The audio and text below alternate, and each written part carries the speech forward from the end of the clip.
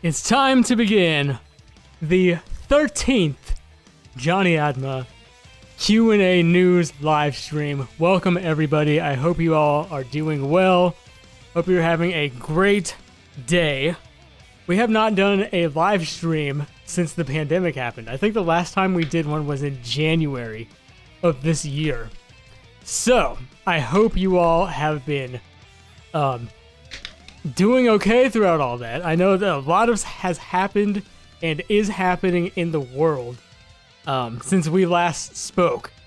But I hope you all are doing well. I hope you're staying informed and staying safe.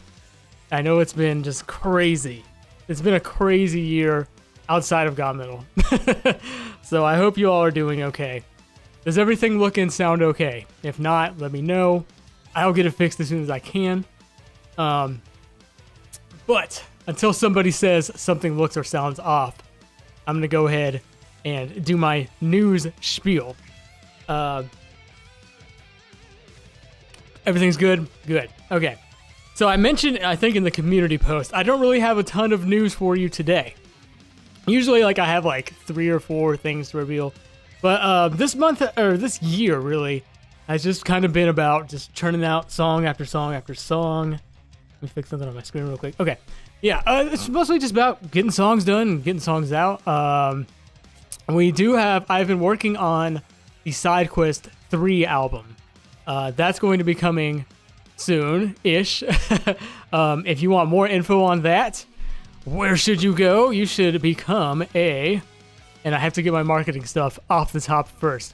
You should become a GaMetal patron, because there is the best possible way of supporting me and GaMetal is through Patreon, and you get a ton of cool rewards too.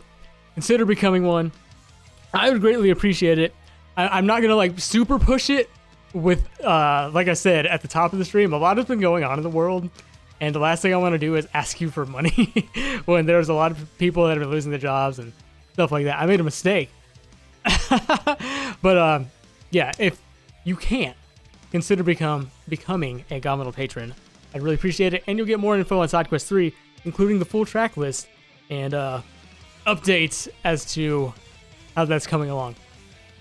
So the one cool news thing I want to discuss today, and then I'm going to get to questions and we'll answer. This is mostly going to be a Q&A stream, just because, like I said, I don't have a ton of news for you today.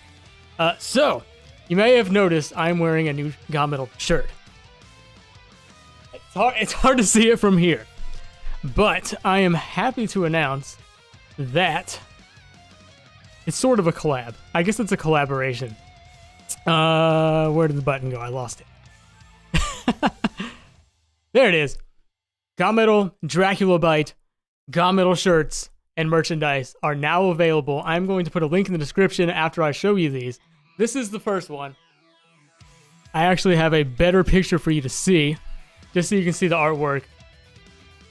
That's going to be available. There's also this one. That's going to be available. And I'll pull up the artwork for that.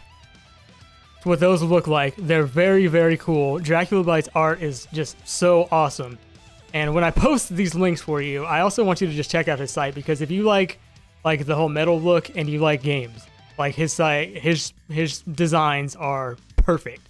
And I'm sure you saw me at the Animal Crossing song. I did the sort of like an ad thing for him at the end of that stream. Just because he's been hooking me up with shirts and we've been talking, and I was like, what do I have to do for you to make a GaMetal short shirt for us? We worked it out. He also has, what he's done is he's taken the GaMetal logo that he made and he stuck them on some of his designs. Like, here's a Metal Gear Solid one. And here's a prime example of what he did. Because I'm sure you've seen me. I think I wore this maybe in 1 or 2 videos. He has this Kirby shirt. But he kind of took that and then he put the GaMetal logo on it. So if you want a Dracula Bite shirt with the GaMetal logo, he has a whole bunch of them. And I'm going to show you really quick. And I am going to plug the heck out of these because he has gone out of his way to do this, and I really, really appreciate it. So, where'd it go? I lost it. Okay, I'll just have to make a new one. Let's see. Window capture. TV site. Oh, here it is. I found it. I did not. So here's just some of the designs that he put the GaMetalheads logo. Well, all of them. He's got it on his Castlevania shirt, Kirby, the Metroid one. He's got Jason. I forgot who this guy is. I think Bloodborne. I can't remember. Koopa Clown Car, the Ruggier one I just showed you, the Haunter Ghastly, what was his name? Gengar Trio, Pac-Man, Star Fox, Battletoads, and the 2 GaMetalheads ones I just showed you. Also on his site. I'm going to post these links in the description, like, now. So if you're interested in getting one of these shirts, and they're all $15, I believe. Very fairly priced. I told him, like, you don't have to spike the price to pay me anything, because, you know, I want my shirts to be affordable. These are not going to be on my Teespring site. These are on his site. They are all, like, super high quality. They're better quality than the Teespring shirts, like, to be honest with you. They're just top-notch. The colors are very vibrant, and they're just awesome. So I'm going to put this link in the description for the 2 shirts and also the collection. Give me one moment.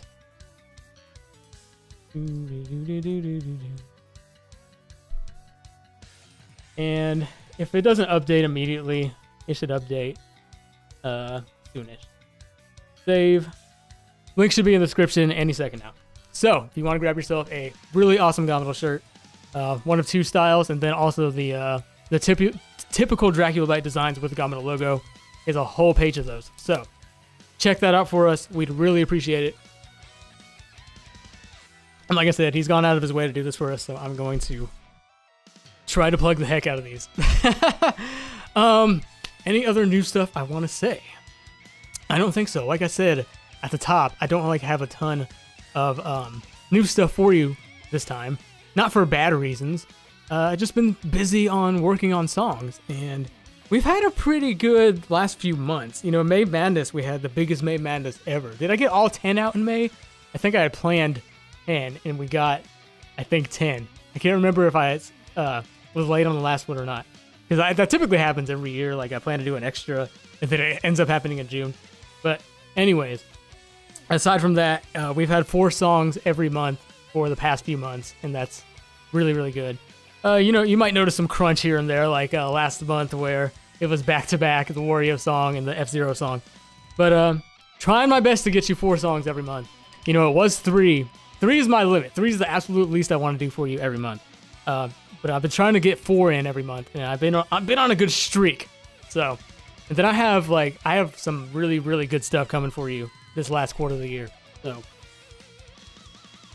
do stay tuned. And like I said, short news segment this stream. I'm now going to look at chat. I learned not to look at chat while I'm talking because then I get distracted. Blasted through the news portion. I'm going to answer questions for probably a long time. These tend to last forever. Disclaimer, I'm going to try to answer as many different people as I can. If I don't get to you, I'm so sorry. Chat moves at like 100 miles an hour, and I can't get to everybody. I try my best to get to as many people as possible. I try to select different names just so I can get a more of a variety of people and not answer the same person multiple times. But, you know, not that I don't do that, because there are plenty of times I'm going to answer the same person a different question. The answer to most requests is probably, I'm going to let you know that now. Nothing is ever off the table. As long as it's a game song, it could happen. So, okay, let's get started. Oh, I have a super chat. Let me look at that first. Where is it at on here? Viewer activity. So it's on my screen. It's like, oh, here we go. Taco Guy 777. Thank you for the 5. I bought a Raymond shirt from Dracula Light after you did an Animal Crossing one. They're great. Yeah, his shirts. Let me go ahead and switch this. I'll leave that up. Nah, that looks kind of weird. Out of context. Dracula Light shirts, top quality. His designs are amazing. I remember the first shirt of his I got was on sale on the Yeti, and it was that Kefka shirt that I'm sure you've seen me wearing. You know, I love Final Fantasy VI, love Kefka, and I think it was a King Diamond design he said he based it off of, but I loved it, got it. Shirt is top quality. His stuff is really good. He covers like a very good amount of games, so if you are a fan of a certain game or game series, he's probably done something for it. So do check out his site, DraculaBite.com. What are the songs they're making for this month? I can't spill the details to the general public. If you really want to know, you can see the to-do list on the GaMetal Patreon. But I will say the next one, I'm sure you've been able to guess based on the end card, Challenger Approaching Silhouette. NES Medley is coming up next. Should have that up this week. I worked on it some. I've been working on it very hard the past few days just to get it finished. It takes me so long to work on medleys. But I've been doing pretty good progress on this one, and it should be done hopefully the middle of this week, I would say. Have you thought about doing a song from like an app game? Well, we've done, I don't think, excuse me, I'm about to water. Okay. So we've done Plants vs. Zombies kind of counts as a mobile. Haven't I done another one from a mobile game? I can't really remember.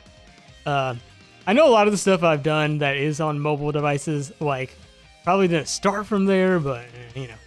But it's not off the table. If it's a game and it's a song, I might be able to do it for you. Joshua Humphrey.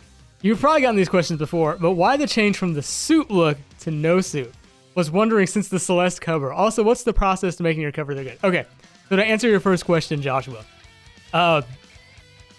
So the whole suit thing didn't test well with audiences, so to speak.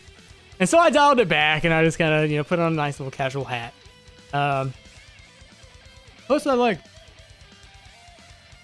didn't have like a wide variety of things to wear. You probably noticed I wore the same thing every time. And then I slowly started wearing more and more different shirts. But yeah, so I shelved it for the time being. I'm not going to say it's permanent. I might wear a suit and hat again in some other video, but that's that. The process for making songs, shortened version so I can answer some more questions. So I start with the drums, listening to like a roughly arranged version of the track. I'll record the drums to it, and what I'll do is I'll either take like a waveform of the song and cut it up and like put different sections in different spots where I think I might like repeat something or something like that, or I'll take a MIDI if I can find a decent one and I'll drum to that. And I can makes arranging stuff even easier because if I have an idea for something, I can program it. So drums, and then I do rhythm guitars next, then bass, and then lead guitar after that. Keyboards and sound effects stuff is last. Typically takes me the longest these days, to be honest with you, depending on the song. Like the F-Zero song, it just had organ, so that took me like an hour. I don't even think it took that. It probably took like 30 minutes to do the F-Zero sound effects and keyboards. But that's the basics of it. If a patron says something, oh, Mario said that to Nibby. Okay. Let me see. Oh, and also let me say, if I don't get to your question today, GaMetal Discord link should be in the description. If it's not, let me know. I have an Ask Jonny channel there. You can ask me anything you want, anytime, as long as it's not like something insane, something insanely offensive or anything like that. Hi, Dr. Emilio. Slazwords will ever do more Dragon Ball Fighters? Probably. It's a good soundtrack. Dimitri, thank you for the 29 RUBs. I always forget what that is. And he's just super chatted a little dog, so thank you. If you're asking about my dog, Juby's not in the room at the moment. And my dog Bear had surgery on his leg, so we've actually set up an area of the house for him. It's like a very big cage. We took 2 cages and combined them into one big cage, so he has like plenty of room to walk around and stuff. It's kind of like makes him like a little small room because he can't run around because he had surgery on his I guess it's his knee area. It's called TPLO surgery. He's gonna be recovering for like 3 months. The surgery went fine. He's doing good. We're about halfway through the recovery process, but he's doing fine. So he's downstairs in his little call it the bear cave. Alucard Fahrenheit, thank you for the 25. Always amazing, kind of shy, amazing person. I don't know if I'd say I'm kind of shy. I'm just I'm very introverted. Let me say that. Just because you're introverted doesn't mean you're shy. And just because you're introverted doesn't mean you're bad at speaking. I know people who are very, very introverted that are amazingly charismatic people and speakers. So, common misconception. JT, plans for 200k sub special. Will it be the same as 100k? 100k was the GaMetalheads League, right? You know, I don't know. I have to start thinking about that. Because I don't think we're going to hit it this year. But we are definitely going to hit it next year. And at the rate we're growing, we should hit 200k by probably about, let's see, we're at 175. Probably the middle of next year. Probably like May Madness, now that I think about it. Yeah, that sounds like a good... It's probably going to be around May of next year. Hopefully before that, actually. It might be like... It might be April. We'll see. You know, going to keep trying to get more people to subscribe as I can. But... Michael J. Advice for newer guitar players. Pick up some books. Find some ones that are well reviewed. I always recommend this one to people, Guitar Aerobics. It starts from like the very beginner level, and like it gives you a different exercise to do each day. And each day is like a different technique, like Monday is alternate picking, Tuesday string skipping, Wednesday bending. And it starts from the very basic level and works its way up from there. I really, really, really recommend that book to people of all skill levels. And even if you're like more intermediate or even advanced, like the later weeks has some really good exercises in there. Oh, and 200k, I didn't really answer the question. I kind of was like a politician and worked my way around it. I don't know. I had to think about it. The 200k thing. Dr. Emilio, what do I think about Steve in Smash? I think it's a really, really cool addition. And if you're not following my Twitter, or if you're not in the Discord and you haven't really heard me, or watch me on Twitch, haven't really heard me talk about my thoughts on Steve and Smash before this reveal, like, I was never against Steve being in Smash, like ever, never against it, but I was of the mindset that it would never happen. I was like, there's no way Steve gets in Smash, not possible, not gonna happen. Anyone who thinks so is wrong. That was the mindset I had. I was 99.9% sure Steve was not gonna get in Smash. Reason being is because it seemed like Nintendo was more inclined to put indie characters. I don't know if he'd be considered indie these days because it's Microsoft that owns Minecraft now. But somebody with such an indie beginning as Steve, it seems like Nintendo was more inclined to make those Mii outfits, and because of that, like even Sans. But because of that, I was like, "There's no way." And then when it happened, like, I stopped and I thought about it, and I was like, you know, Minecraft is the best-selling game of all time now. Like 200 million copies or some ridiculous number.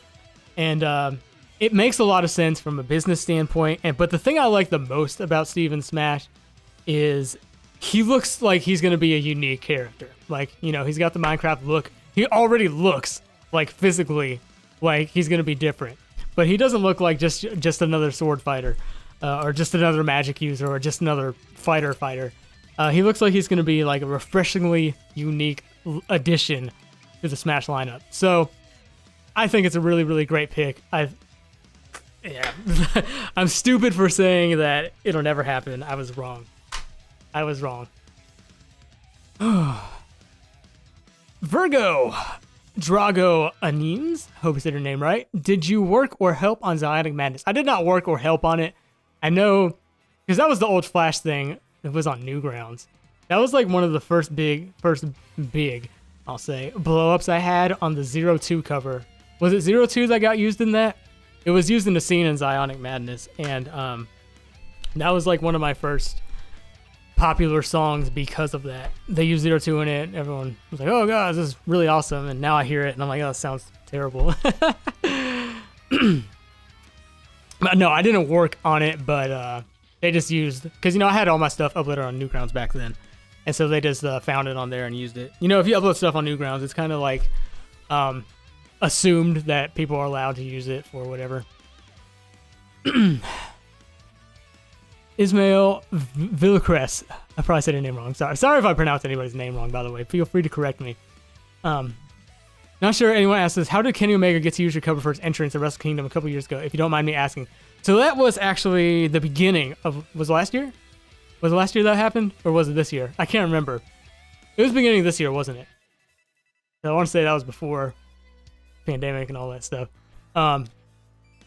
It was the first day of the year, and I got a DM on Twitter from him asking if he could use the song. And like like he had said something like kind of like telling me who he is, and I'm like, man, I know who you are. I used to be a huge... I don't really watch wrestling nowadays. I kind of like check on it every now and then to see what's going on.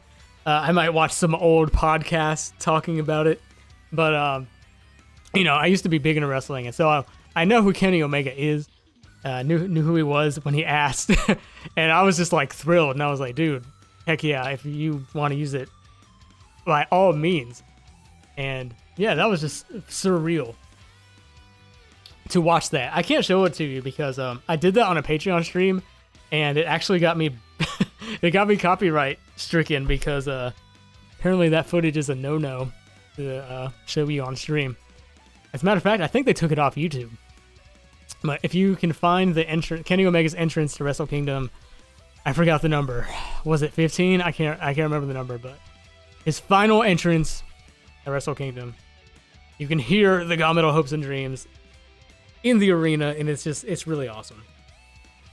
That was a really, really, really heartfelt moment for me. Matt Havel, I don't know if you get this question a lot. My favorite game of all time is Final Fantasy VI. Just a lot of great memories. It was the soundtrack that got me into game music, and so yeah, Final Fantasy VI is always going to be my favorite. It may not be like, if you go back and play it these days, it might not be able to hold up to a lot of modern stuff, but like, man, back then it was just so good. Not without its issues, but it's a nostalgia thing for me. Ruby, at what age did I start playing guitar? 14? Was it my 14th birthday? I got a guitar. I think it was 14. I'm now 33. So that was almost 20 years ago when I started playing guitar. 14th birthday, I got an Austin brand Stratocaster, and I loved it. It's terrible, but you know. Mossbuzz, have I composed for a video game? No, I haven't composed for a game. I would like to someday. The problem I have, which is understandable, is I don't have like any original stuff that I could showcase for anybody who is interested. So when I find the time to do that, I probably will. But I have done work on some game songs, nothing like super duper popular yet. I have worked with T-Lopes on a few things. I know a few Mighty Fight Federation songs and a couple other things he did. So I've been working with him on a few things. There was another game that's yet to be released that I did some guitar tracks for somebody, but nothing that I've straight up composed an entire song for yet.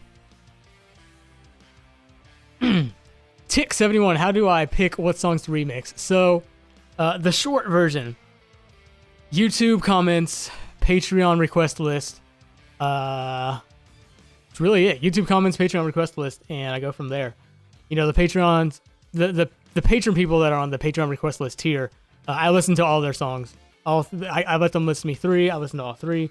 Pick one to go into drawing each month, and that's one way. And then I also handpick a choice from that request list each month. But I also kind of cross-reference the Patreon request list with what's going on in the public non-patron community by YouTube comments and stuff like that. So, you know, it's that's the shortened version. Requests from YouTube, requests from Patreon. Scam, is there going to be another game stream soon? Yeah, I had a really, really busy month last month working on songs. I'm sure you might have been able, well, you may have not assumed I wasn't working on songs because it took me forever to get the last 3 out last month. But I've been working on a whole bunch of different songs. And I spent a lot of time working on those later songs last month. So I haven't really had time for the Twitch streams. I'm gonna try to do one for you very, very soon. Because every time I do a Twitch stream, I'm like, okay, this time for real. We're gonna stream like once a week, at least twice a month, and then like I disappear for like 2 months from Twitch. But I'm going to try my best to work it into a regularly scheduled thing when I can. Daniel, would you like to part of the Runaway Guys Coliseum someday alongside Family Jewels and 8-Bit Drummer? Yeah, that'd be cool. I'm down. If they're down for me. Scott Tyler, is Michael Romeo an influence of yours? Do you have a similar... Yeah, man, I love Michael Romeo. Actually, last Patreon stream I had, I talked like maybe a paragraph about Michael Romeo. Michael Romeo is... I would say he's probably in my top... Let's say he's number 4. He's in the top 4 of my guitar influence, along with Paul Gilbert. Everyone says Petrucci these days, but I mean he's amazing. Randy Rhoads and Michael Romeo. That's probably like my top 4. But yeah, I love me some Symphony X, man. Oh, Richter Seeker.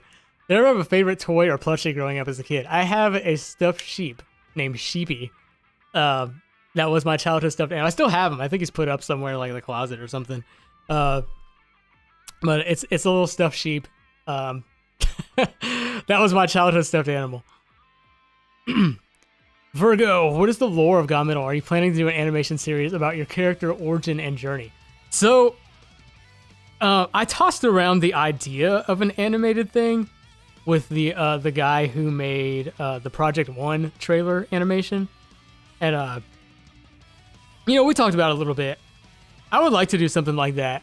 It's just a matter of getting it done, really, because I pay people when they work for me, and I try to pay them well. So it's a matter of saving up for that, and yeah.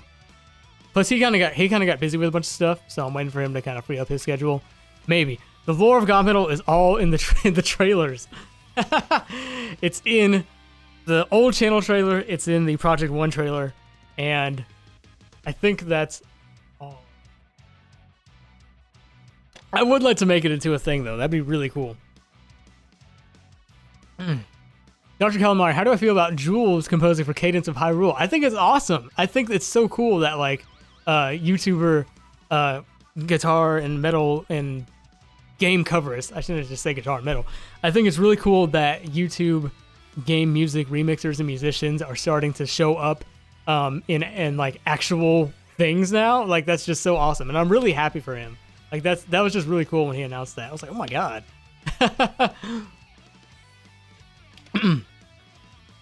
Maury Madera.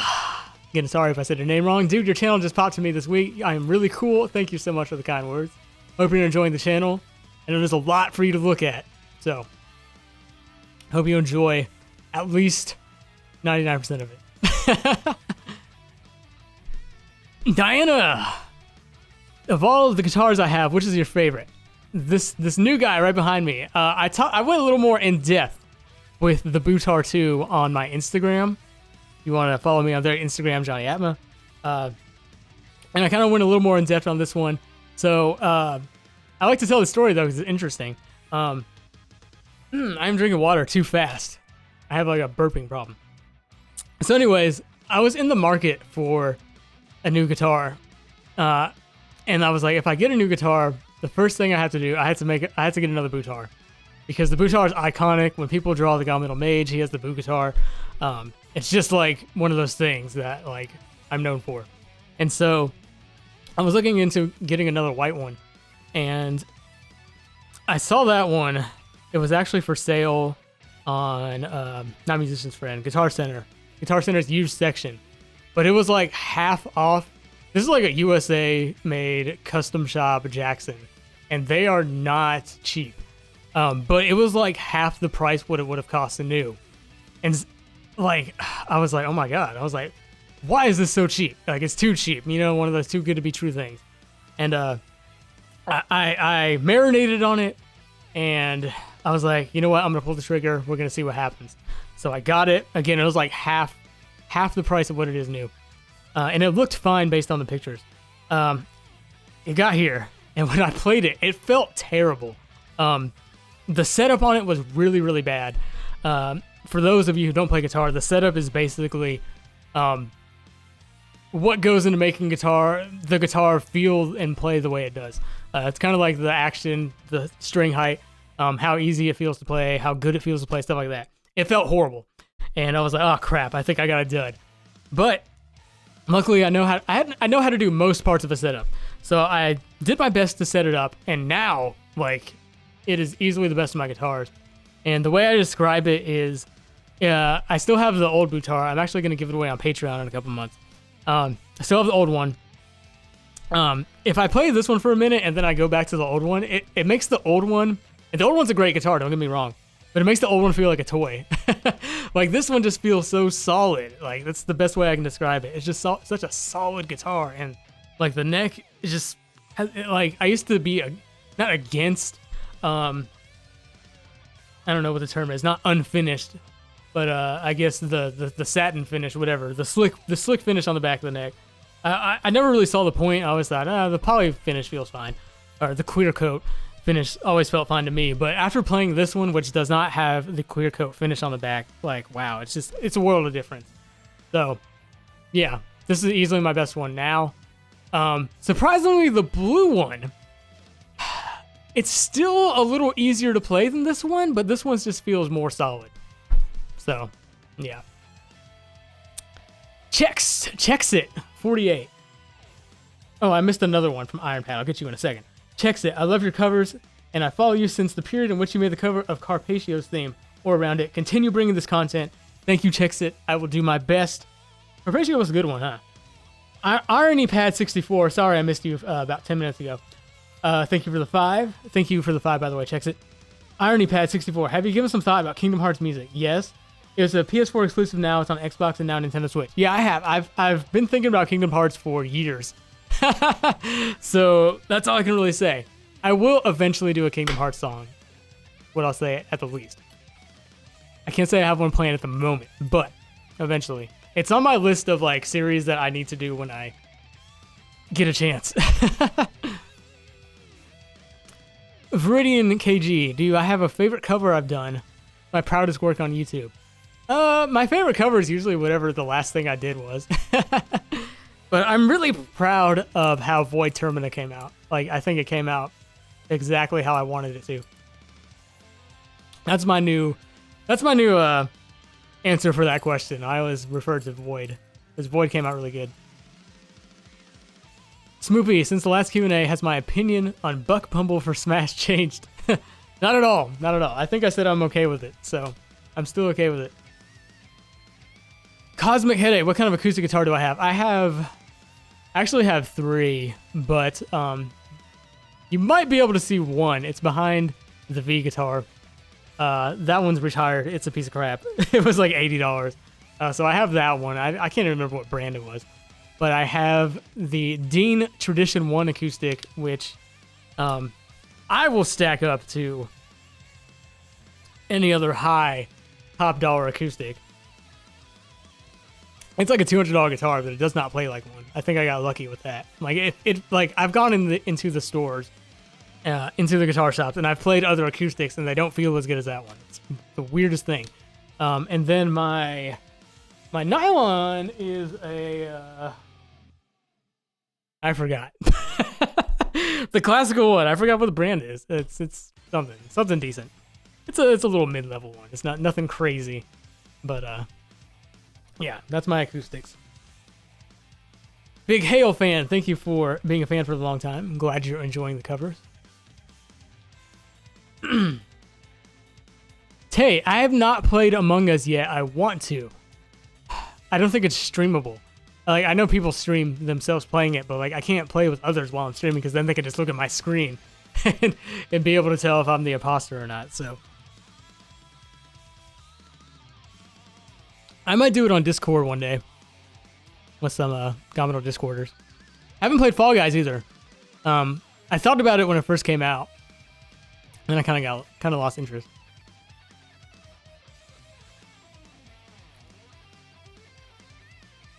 Condella Morena. The only instruments I love are synth and drums. That's fine. Sorry, but it's not the guitar. That's cool. Lucky for you, I do both of those things. So I have not played Elite Beat Agents. Big hail.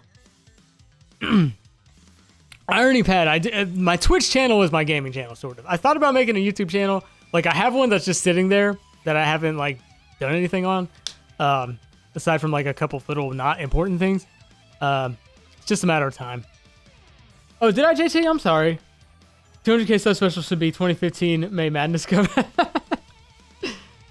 What did I do then? It was like, I can almost remember a lot of the 2015 May Madness songs. It was Grab Bag, Battle with Magus, Galactonite. What else? Cossack Citadel, wasn't that in 2015? I'm missing 3. I don't know what the other 3 are. That's 4 of them. It's not bad from memory. Maybe my Twitch channel is Jonny Atma. JONNYATMA. I don't stream on there enough. Every time I say I'm going to do it more, like I don't. So if you ever see me stream on Twitch and I say the words, I'm going to start streaming more, hopefully twice a month, once a week at best, don't believe me because I'm always wrong. Something always comes up. I've played Luigi's Mansion 1. I didn't play the second one. I have the third one. I need to play it. Like, I think I played through the first 4. I actually played it with my wife. We played through like the first 4, I think. Maybe like the first 2 or 3 floors. I can't remember. We got a little bit of ways into it, but need to get back to it. I just recently finished Odyssey after putting Odyssey off forever. I'm in the process of collecting all the moons now. Who's my favorite video game character, Chezzy? You should know that my favorite video game character is this guy. Bowser. I love Bowser. I've always loved Bowser. My first AOL screen name was King Bowser 2.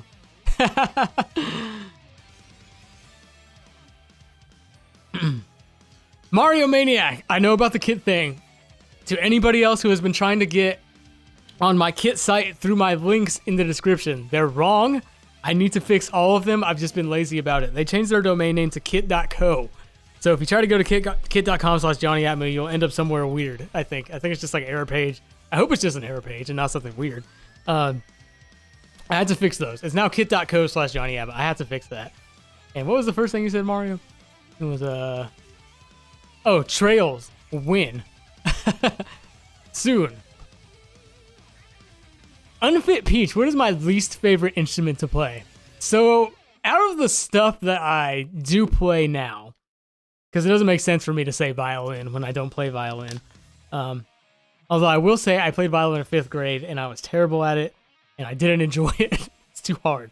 Out of the stuff I do play, probably what I play the least is nowadays is the keyboard / piano. Well, really more keyboard than anything. I used to play keyboards back in the 2000s when I was in a gigging band. That was my main instrument. So I got a good few years of keyboard experience from doing that. But I don't really practice it these days. Really, I don't really only have time to practice so much, and it's mainly guitar and then drums, bass a little bit if I get bored. But most of the keyboard stuff this day is just me when I'm recording. That's my keyboard practice, is recording. Oh. Do I like Final Fantasy? I love Final Fantasy. I hope you're being sarcastic, Daniel. I'm only named after the Atma weapon, from the Ultimo weapon. What niche songs from Pixel Flame Gaming have I done that you know didn't get that many people wanting it? Oh, there's plenty, man. There's plenty. Usually, if you see me do something really obscure or strange, 99% of the time, it's because it was pulled in a Patreon drawing, I will say. There might be an occasional song that was my choice, either from the Patreon request list or just me. But that's usually where the obscure stuff comes from, is the Patreon request list. But you know, I think it helps us stand out from the crowd. You know, we do more than just the normal stuff. We do the weird stuff too. Now, if you want to talk about song in particular, there's a few, man. There's a few. Yeah, I just saw Charles Swanson's super chat. He brought up Monolith. And, Taylor Miller, if you're in the chat, you're the bomb. But that's kind of a more obscure one.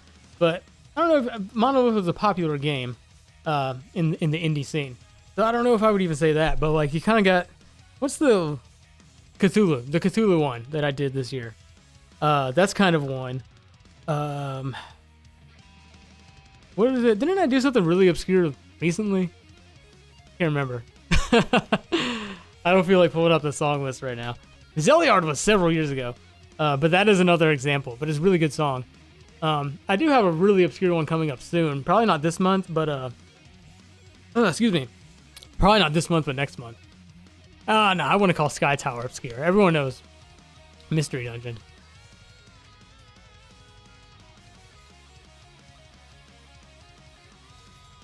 Let me see. Hydraxis? Hydroforks?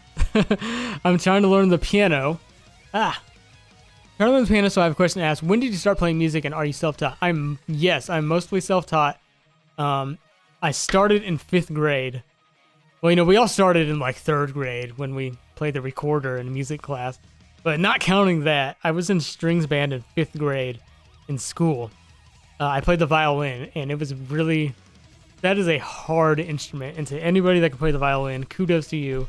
You have more patience than I, because I couldn't... The teachers kept saying I was holding the bow wrong with my thumb or whatever. Like, the hand has to be, I don't know, some sort of way when you hold the bow. And it just wasn't comfortable to me. And one of the suckiest things about learning violin, and it's kind of the same with woodwind instruments too, like saxophone and stuff, is you sound like a dying cat when you first start. So like everything just sounds just horrible. And I'm pretty sensitive to certain noises, like the nails on the chalkboard thing. That violin screech is one of those that just makes my hair stand up. So that was my first true introduction to music stuff. And then when I moved to Tennessee in 6th grade, I joined band where I played tuba. I originally wanted to play trumpet, but nobody raised their hand when they were asking who wants to play what. No one raised their hand for tuba, and I was like, you know what? I'm going to be different. And so I raised my hand, and I got stuck with the tuba for years and years.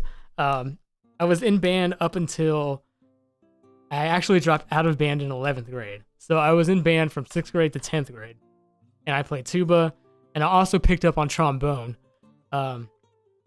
And that was how I started music. And then with, I don't know what you would call these, band. I guess I was just in band. Stuff like guitar and drums, whatever you want to call those. Got a guitar when I was 14 for my birthday. My best friend got a drum kit. His dad was a drummer. I just wanted a guitar. My family isn't really musically inclined, I guess. I think I have like an uncle that plays guitar or something, but other than that, I was one of the first. I was the only one in my immediate family, is what I should say. Got a guitar when I was 14. Started playing with my best friend. He played drums, I played guitar. We started a band in school with our friends, and it just kind of went from there. So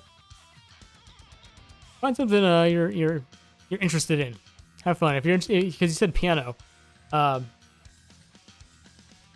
Piano is one of those ones that's very easy to get started, but it takes a lifetime to master, especially based on like if you're trying to do classical stuff or jazzy stuff or ever. But like the piano is so versatile. That's the one thing I'll give piano and keyboard is like you can be a one-man person with one piano and just make beautiful stuff. So yeah, books. If you can't afford a teacher, books, because I couldn't afford a teacher, so I got books. And I got a long way with books. And also you have YouTube at your disposal now, so all sorts of helpful stuff on there. Oh, by the way, I forgot to answer your question, Charles. I saw your super chat and I mentioned it talking about a different question. Thank you for the 2. Monolith covered down any Zero Ranger in the future. There was a Zero Ranger song on the Patreon request list. I can't remember if it was in the drawing still. It's really cool stuff though, so definitely possible. And Bowser says thank you, Big Hail.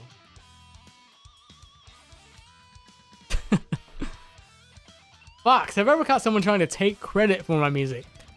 I have seen people ask me all the time if they can do mashups and use my songs and videos and stuff, and I say, you can if you want. The only thing I don't want people doing is like a straight re-upload of my video, because that's not cool. Why would you do that? You haven't added anything or done anything different. I have seen that like once or twice, but they only had like 10 views. And then it was in a different language, and I don't know if they were trying to say it was them. I don't think they were. I think they just re-uploaded the video. So I don't think so. It wouldn't shock me if it's happened, but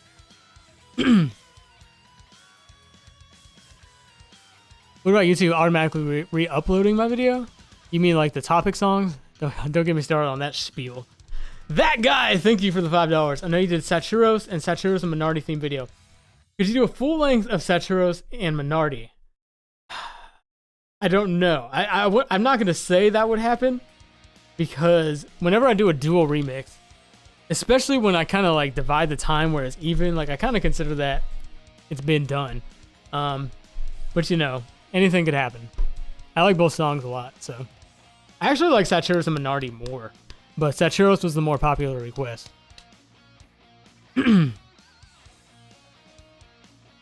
Rob Lemons. Well, I do a face reveal at 1,000. Oh, but for real, would you ever make a cover from a Flash game or a fan game?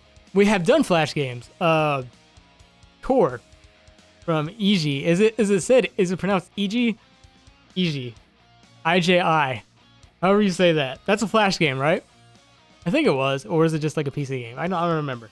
So there's that. Binding of Isaac started as a Flash game. Everyone's saying Dino Run. But yeah, Flash game's not off the table. Fan game's not necessarily off the table. I will do a fan game song if it's requested enough. Is what I usually tell people.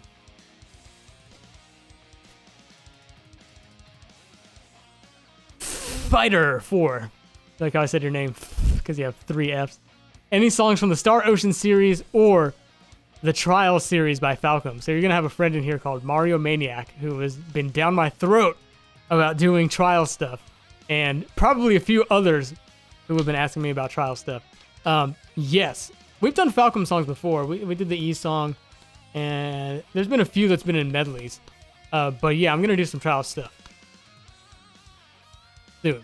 Near future. Salty Pancakes. Who sang the lyrics for Calamari Incantation? Also, keep up the good work. So I will say the person who sang the lyrics for Calamari Incantation prefers to remain anonymous. I wrote the lyrics. That's what I'll say. They're not great. I didn't intend for them to be great. I kind of feel bad for not making them great. I kind of didn't want them to be a little bit cheesy and simple. First time you heard my actual voice. I hope you're not too disappointed. Everyone always, whenever people hear me talk for the first time, they're like, oh wow, your voice is so high. So, apologies for not sounding like Batman or anything like that.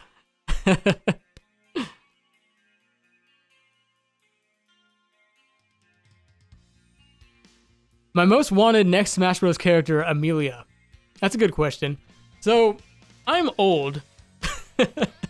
What is how I want to start off with this topic. The answer to this question. I am old, and so because I'm old, I mostly recognize old characters.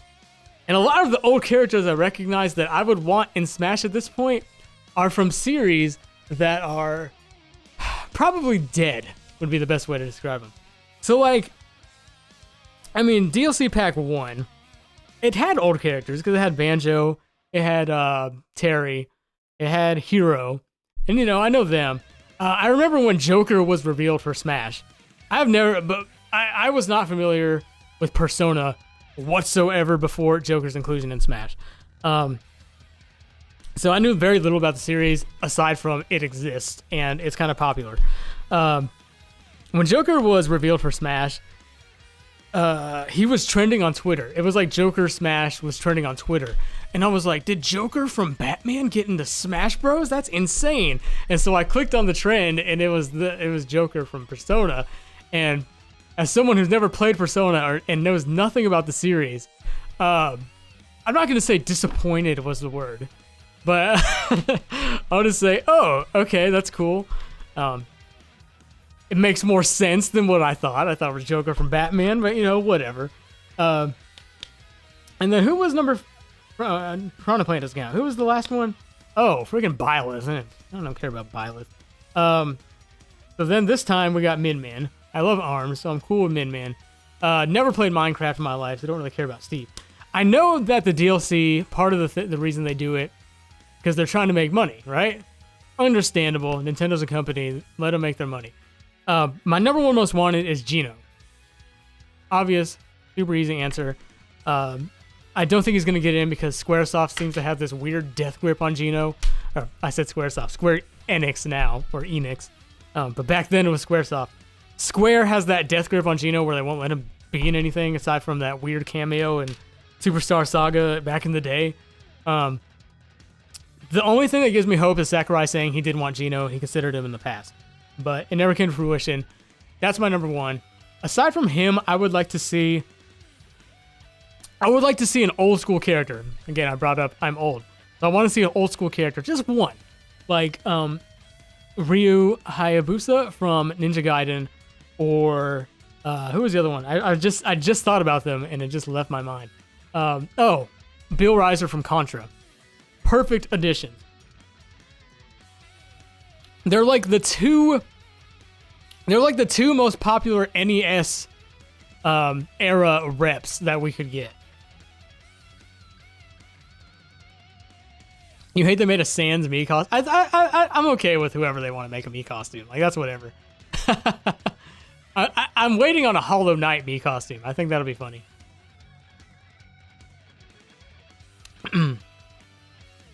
Thank you all the people who were saying nice things. Such as Zap Falcon saying he loves remixes. I deserve more subs. Thank you all for your kind words. Vixzilla is 24. What made you feel inspired? Like, what makes me inspired to wake up and do this every day? That's you guys. You guys are what inspires me to do all this. And also, you all help me pay my bills. So there's that too. But I wouldn't do all this if not for you guys, my love for game music, and yeah, being able to combine those two and make it into a full-time career. Thanks to you all. Even if you're not like a GaMetal patron, which is like the most direct way of supporting me financially, like if you're a YouTube subscriber, I'm still making revenue from YouTube, so you're still helping. So thankful for every one of you. You all is what gets me waking up and coming in this room and recording stuff all day.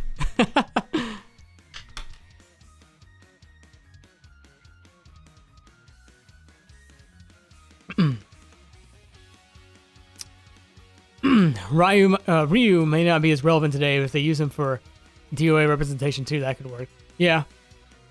I know him, he's not relevant. Contra tried to be relevant recently with whatever they came out with. I can't remember what it's called, but apparently it was not very good. Where is the Battle of Award 42D? Nap whack. So if you're not a part of the GaMetal Discord, first off, if you're not aware, there's a Waddle Dee hidden in every GaMetal video since a long time. I can't remember how far it goes back, but a long time. Occasionally, once in a blue moon, there's a video where there is not a Waddle Dee, where they have not snuck in, and that could be my fault, but no one has been able to find the Waddle Dee in Battle of Award 42, and if you can find it, I'm giving away a $10 eShop gift card, or Steam. GaMetal does have lore, Heavy Lobster. You gotta watch the channel trailers. The channel trailer and the Project 1 trailer. The channel trailer is a bit outdated, so that's why I don't have it on the channel home site, I guess is what it's called. Ooh, Eric, I have no idea what you said, buddy. Oh, okay, it's actually English. Question, if you can read this, what's your favorite piece of music? That. I don't know what the last part says. I don't know what the last few words say. Level Up Delivery, thank you for the $4.99. Oh, J-Swag, I got one from you too. I have to show respect. Level Up Delivery says, the magic you created for Legend of the Seven Stars. I jam it when I want to relive it. Kind of like a harmonious speedrun. I want to redo that medley someday. I have mentioned on Twitter that if Geno is revealed for Smash, I will bump the priority of remaking Legend of the Seven Stars up to a very high level. I'm not going to say it's going to be the next thing I do, but it'll be probably the next big thing I do. So, hopefully we get Geno Smash so I have a reason to remake that. I want to remake it though, because that's just one of my favorite soundtracks. J-Swag, thanks for the 5. Doing a bro a favor. Warseek has a question. You're so nice. Could you please direct your attention to that? I'm curious as to your answer. If I can find it quickly. If not, Corey, say it again. And I'll answer you. I'll try to keep my eye out for you. I don't see it.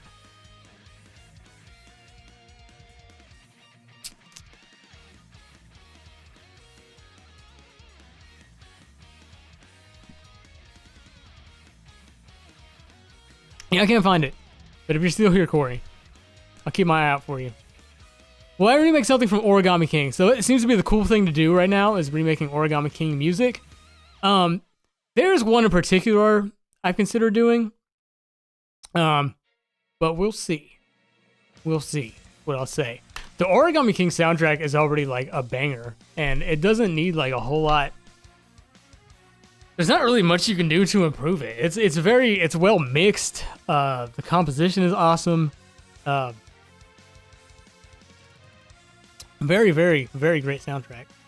Makes me want to play the game. Like, I didn't even really care to play the game, but like the soundtrack makes me want to play it. Favorite and least favorite piece of music I've made / remixed. Okay. So to kind of piggyback off my earlier answer, I don't really have like a particular favorite. It's usually whatever I'm doing recently, because it's fresh and it's new and it's exciting. Void is one of my most proud tracks, I'll say.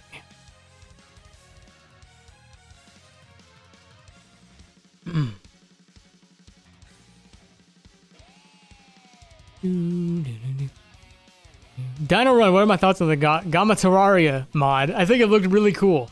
As someone who doesn't play Terraria, it looks cool. If I ever do, I would definitely try it.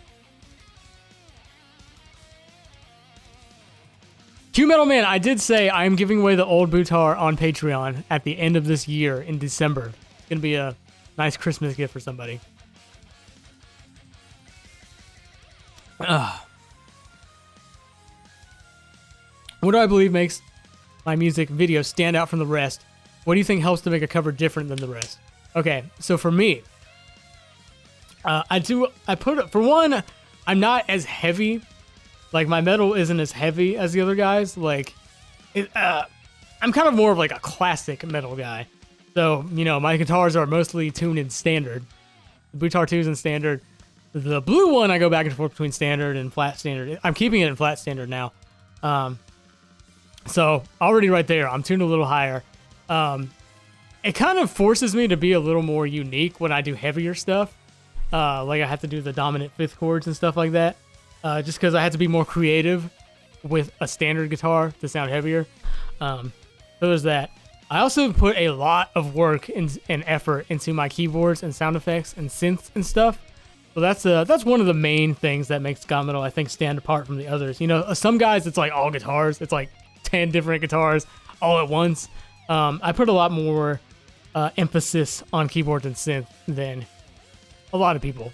Not everyone. You know, some guys do, and they do awesome, but not that the all guitar stuff isn't awesome, because it is, but there's that. And then what I think makes a remix stand out from, where did you said a remix stand out from, did you say an original or?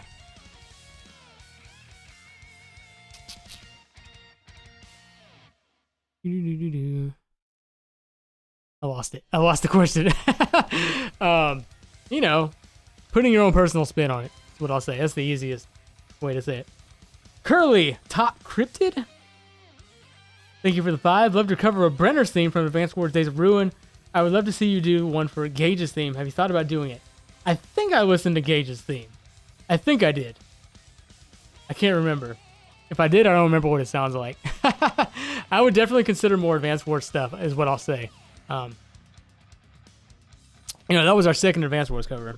Days of Ruin soundtrack is good, and the great thing about covering Days of Ruin soundtrack is that the quality of the original, like the composition is there, it's awesome. The sound quality is garbage. So we can take that garbage sound quality and make it good sound quality when we cover Days of Ruin stuff. What song is in the background right now? It's Ridley. I think it's Ridley. Yeah, versus Ridley.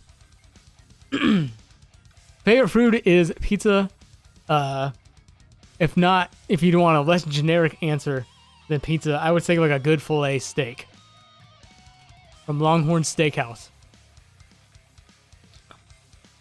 Fabry M, thank you for the 5. My favorite video of yours is the Doom Dragon cover. Thanks for putting so much effort and always satisfying Golden Sun fan. I love that Doom Dragon cover because it's such a technical song. Like, it's a technical, just like masterpiece. And I'm not saying me covering it as a technical masterpiece, but like originally, it's so crazy with the time signature changes. It's almost free time. So I'm glad somebody can really appreciate it. It doesn't have a ton of views, but it's a good cover. You guys should listen to it. Pick Maniac, have I considered Enter the Gungeon? I love the game. I actually was playing it for a long while. Put a lot of hours into it. I can't say I really heard a song that I was like, I should cover this. So that's what I'll say about Gungeon and its music. The music's fine. It fits the atmosphere, but didn't really hear much that was, in my opinion, something I would like to cover. Love the game though. I like roguelikes, so. Viridian, thoughts on the idea of Bandana D in Smash? I'm down for it. I would give him a shot.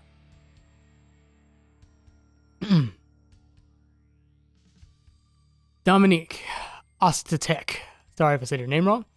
Been thinking about trying out Final Fantasy, never played any of them in my life. Which one would you recommend? So I would... Okay, if you want to start from the very beginning, I would not play the NES one, because the NES one is some hot garbage. It's got bugs, there's spells that don't work. It's just a very sloppily thrown together game that had a lot of potential. I feel like they used that potential and put it to good use in the Dawn of Souls remakes on... It was Game Boy Advance, right? Not DS. Game Boy Advance. Final Fantasy 1 and 2 to Japan. The Dawn of Souls remakes, solid. Very solid. I played through both of them. Better than the original. I didn't really play... back in the day, all we had was the fan translation of the ROM for Final Fantasy 2 and 3. I never played all the way through those. I played a little bit of 2. I'm speaking mostly the originals. The fan translations that we had online via emulation. I didn't play all the way through 2 or 3. I think I got not very far, to be honest with you, but I did play... I actually haven't played all the way through 3 at all. Original 3, not fake American 3, which is actually 6. If you want to start from the beginning. If you don't, Final Fantasy IV is good. It's a good game. I wouldn't start with 5 because the job thing was introduced in Final Fantasy III, but it was better made in 5, and it's very heavily emphasized. And it's a lot different from 4 and 1 and 2 and 6. So, if you want to start with the cream of the crop 2D, Final Fantasy 6. But Final Fantasy 4 is also really good. I would say 5 till after you play through at least 2 other Final Fantasies. If you want to skip the whole 2D era, Final Fantasy 7, amazing game. I have not played the remake. I hear it's very different. So I would actually recommend not playing the remake if you're going to start out with Final Fantasy. 7 is good. Do not start with 8. Oh my god, do not start with 8. 8 is weird. You either love it or you hate it. I liked it. It was fine, but it's different. That's when things started to get strange in the Final Fantasy universe. I have 9. I still have to play through it. I bought it on the Switch. So yeah, short answer, if you want to start from the very beginning, start with Dawn of Souls remakes on GBA. You can try out the NES ones if you want, but you know, it's weird. But if you want to go SNES era, 4 is a fine starter. 4 is actually, because 6 is definitely the peak of the 2D era in my opinion, because it's just got so much going on. The story's great, characters are interesting. Good game. 4 is good though.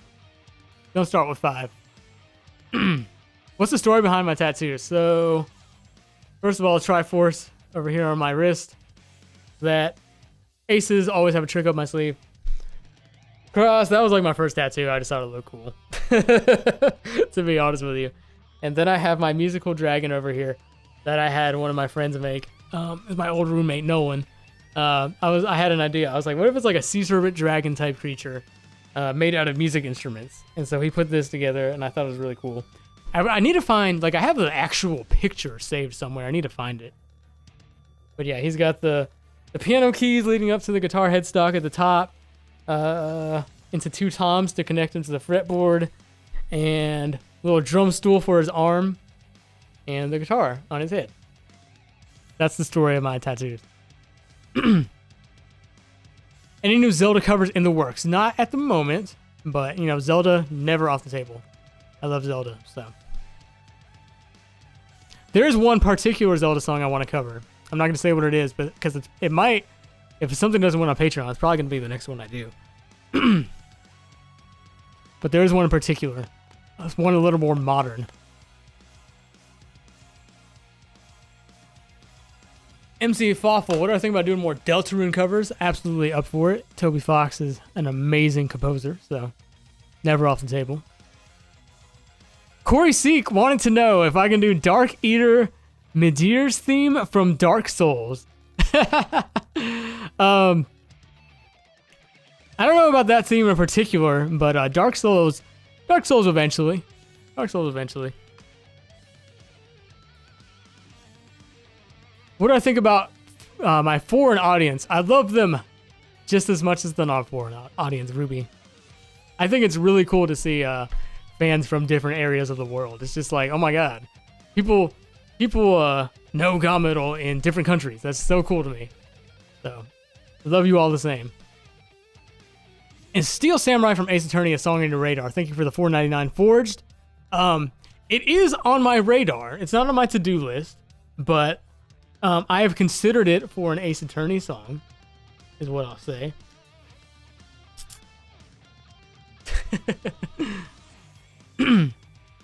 Mars Phoenix, do I have a favorite non-shreddy guitarist who sounds like they shred?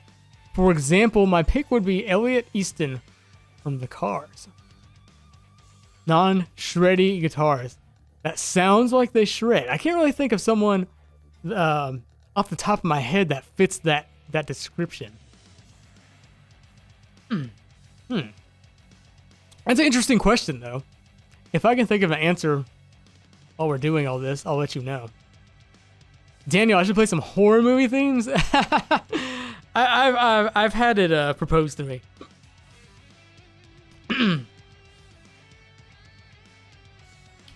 Trey J, what was the most difficult cover to compose and the most difficult to play?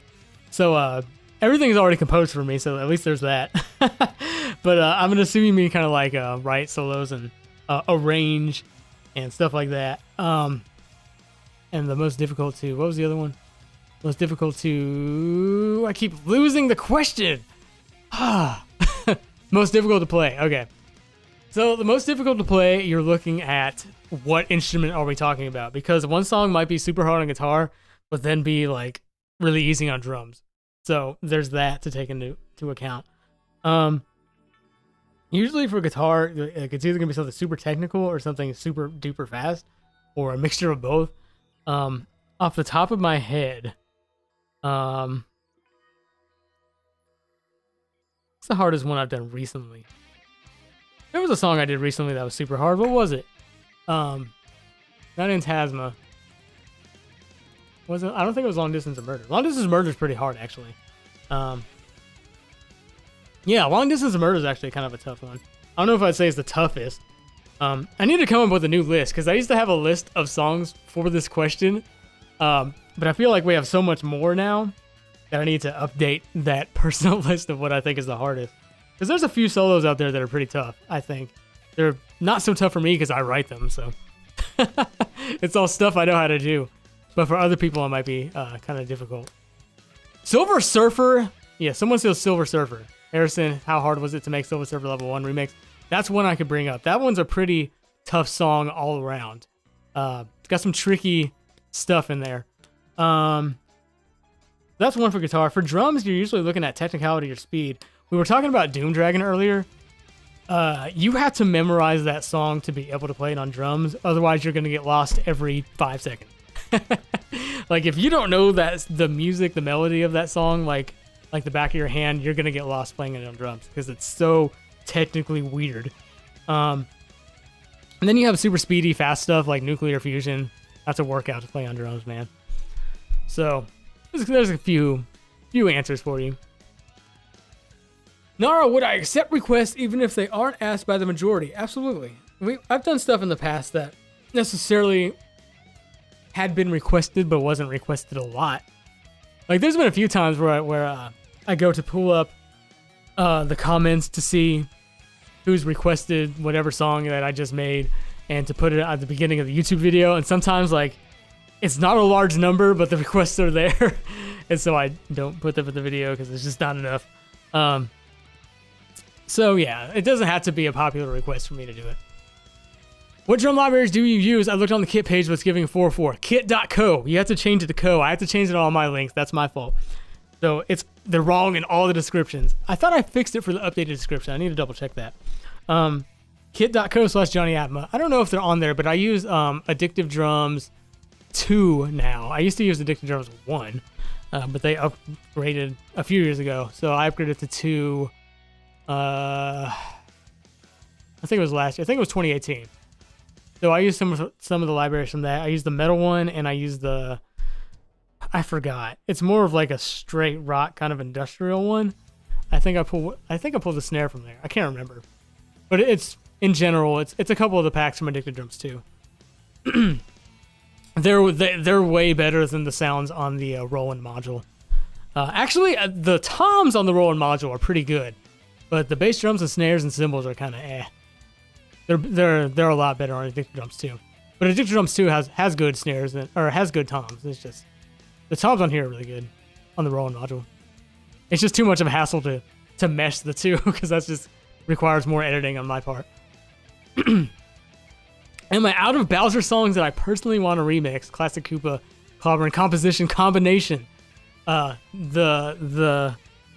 master of the Bowser request. I have people in the Discord that talk about you, man. And you're, every video you've been requested that Bowser mashup, I think is what you call it. I've been seeing it. Am I out that I personally want to remix? Yeah. They're like, I feel like I've done all my favorite Bowser songs now, especially after doing the full Ultimate Koopa. There are still, I've said this before, in the Discord. I said we're out of good Bowser songs to do, but there's still a few out there. But I think we've done all the best ones in my opinion. How many guitars do I have in total? Let's see. 1, 2, 3, 4, 5, 6, 7, 8, 9. I have the other bass in my closet. I actually have 2 other basses that I don't use. I only use one bass at a time. I have that black bass I used for a little bit, and then I have another black bass that I used off screen before I started doing on-screen stuff in 2013. So if you count the basses, I have 12 because I have my second guitar ever. It's in my closet. It's a Dean ML Phantom XT, the dime bag guitar. Not a great guitar. It's a very cheap guitar, which is why you're never gonna see me play it in a video. I'll pull it out one day and show it on Instagram or something. But 12. I have an NJ Beast sitting in the closet that I need to get rid of because I've been using it for parts. Also, not a comfortable guitar to play. So that's 13. So if you count the ones I have out of commission, 13. If you don't want to count the basses, 10. Oh wait, 11, because I also have that other nylon string I don't play. So 14. But I don't use all of them. Like I said, the 2 of the basses, I actually want to sell one of them. Because I haven't played it in years and years and years. I'm going to keep the black one. I might start using that again someday. And then I have my second guitar ever sits in my closet. It's not great. NJ Beast that I've been stripping for parts. And these back here. But you really only ever see Bootar 2. You saw Bootar 1 in the past. That's going to go away soon. Giving it away. Blue guitar and red guitar, which I fixed up a little bit. And if you want their specific names, Jackson DK2H Custom Select. Red guitar is Jackson RR3.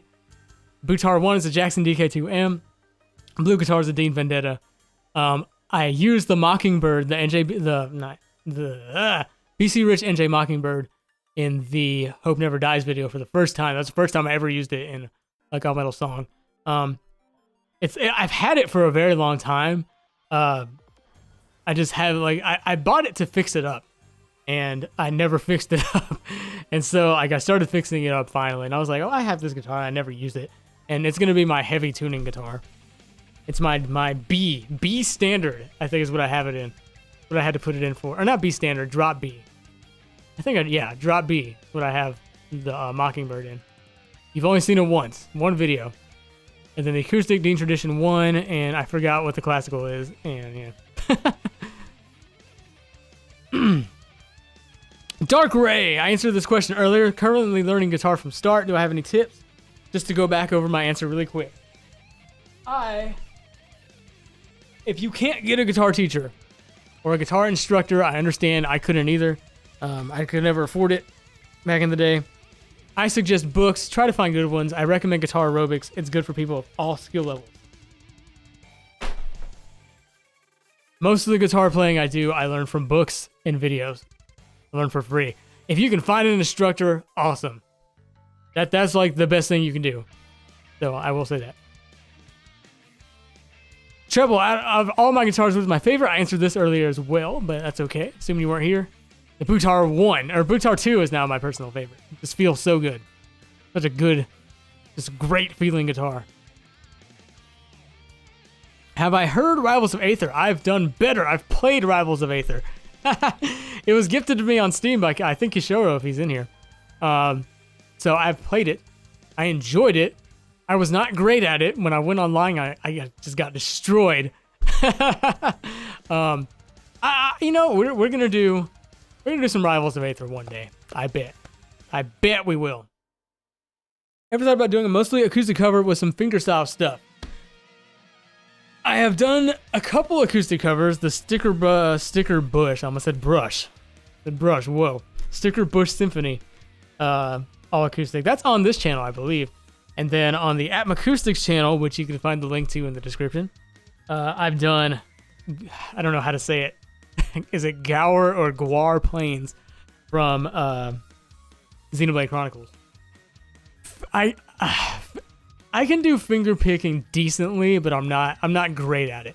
I actually have arranged a finger picking style arrangement of Koopa's Road from Mario 64 that I haven't played in a long time, so I couldn't. If I could, I would pick it up and play it for you right now, but it would sound atrocious because it's been like forever since I played it. But I did arrange a fingerpick style to Koopa's Road before that I need to record one day for you guys. If I do, I will put it on the Atma Acoustics channel. I've thought about doing some Dragon Quest. Well, we did whatchamacallit? What is it called? Not Adventure. Yeah, Adventure. Is that what it's called? Adventure Battle whatever from 3. And then we've done a couple more in NES medleys, I think. So yeah, I'm sure I would definitely do so it's pronounced Gwar. Okay. Yeah, I'm sure I would definitely do more Dragon Quest in the future. Have I thought about more Hollow Knight? Yes. I can't say I've heard one yet, and I have played through Hollow Knight. I don't think I got like whatever the top percent is. I got up to like 107%. So I didn't like, is it like 115 or something, 113? Whatever that is, whatever that top percentage is for Hollow Knight, I haven't done it, but I've gotten 107, so very, very far, to say the least. I didn't do the, whatever the boss rush thing is called. It's about when I got finished. 112? Yeah, I'm not up to 112. I got to like 107, I think. But I can't say like I heard another song that really resonated with me as much, cover-wise, remix potential-wise, as Grim Nightmare King. I actually played Hollow Knight after I did that cover, so that's why I said Hollow Knight in the comments instead of The Knight. I thought it was the Hollow Knight. I did not know. JT, want to say thank you for inspiring me to make mashups and rearrangements for my channel, helping it grow insanely, the best person ever. Keep up with the amazing work. Thank you, JT, for the kind words. You're awesome, man. Whew. Deep breath. There was a lot of talking. I don't normally talk this long. Already thought about making a video with the music of the game, The Legend of the Hero. I don't think so. What is The Legend of the Hero? Or do you mean Legend of Heroes? Legend of Heroes, if that's what you meant. Soonish. Someday. It's in my consideration queue, what I'll say. Any games I'm excited for in the near future? What's coming out? What's the next big things that are coming out soon? Age of Calamity is looking really cool, but I need to play the first Hyrule Warriors. So there's that. Can't think of anything off the top of my head. I'm sure there's something out there. For now, I've been satisfied trying to get all the moons in Odyssey.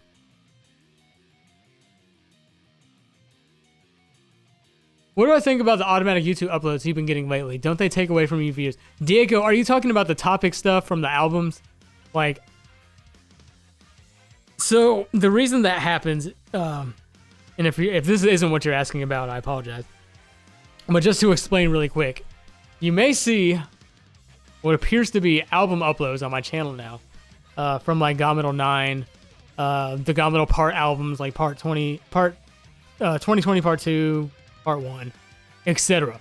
The reason those are there is because when you distribute to Spotify and iTunes,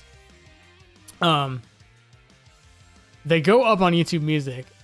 They don't have to go up on YouTube Music, but I couldn't get the music note next to my name if I didn't.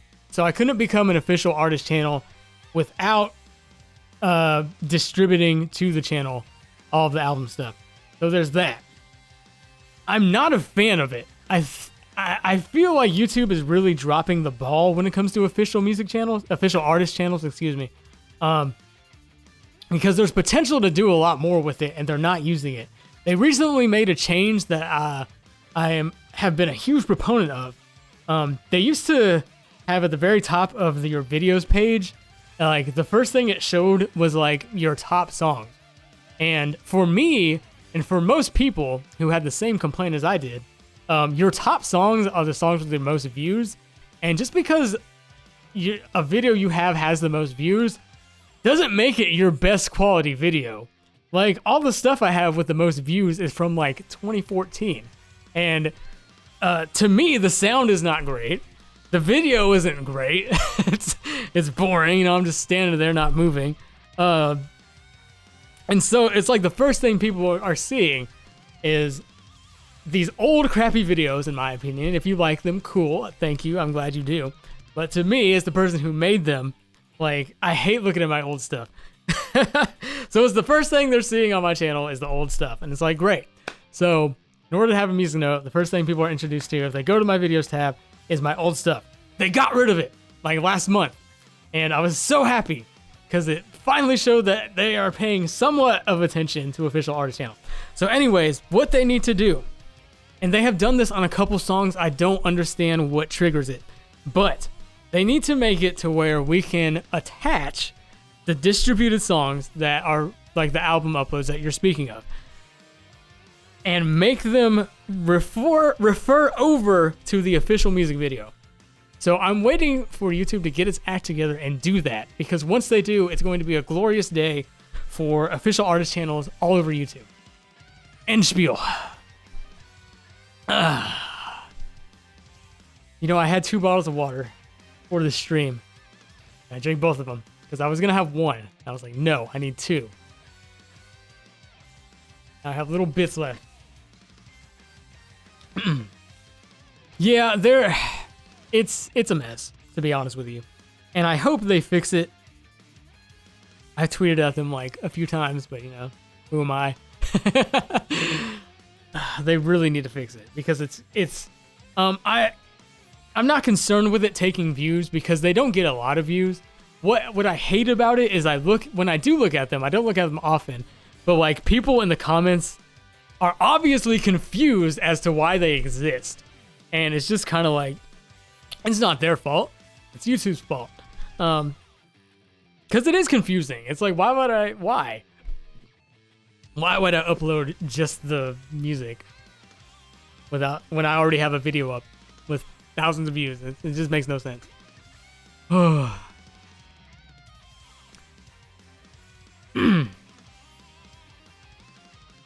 Shark Lord, will I ever do another Ease cover?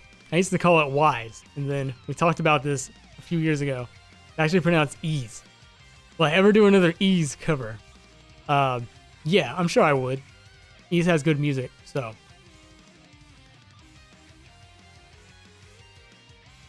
I'm thinking about doing Geometry Dash songs, says Docs Zero. I think it's been requested before. I don't. Isn't Geometry? I thought Geometry Dash used like songs that people made stuff for. I don't really know much about the game, so I'm not gonna say I've played anything. Planned release date for 2020 Part 3. Grant. Okay, so I'm trying to get through this month. You know, the big issue with the part albums and Spotify and iTunes is I can't get everything up. And it's out of my control. Because if a song hasn't been released officially in the United States, we can't put it up for distribution on Spotify and iTunes because of the way the monetization works on there. The composers have to get their cut.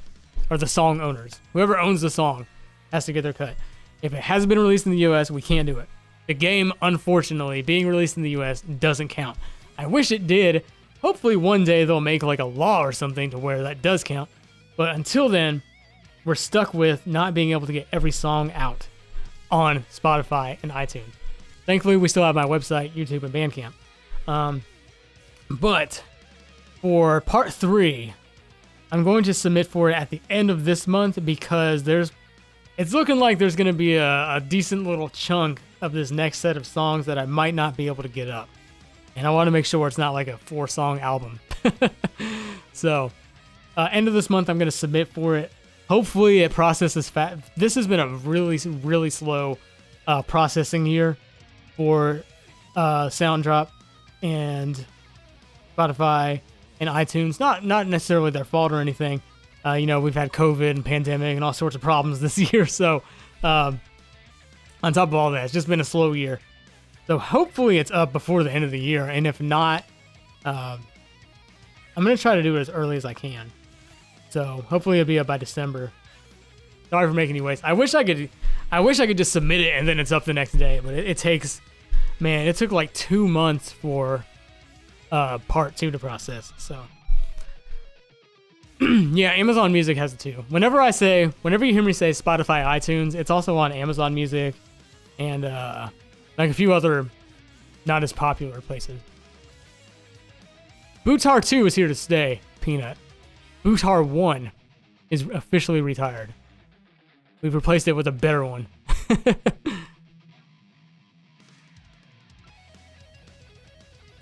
Elder Princess Shroob is a must. Gonna protest it? Okay, Tara.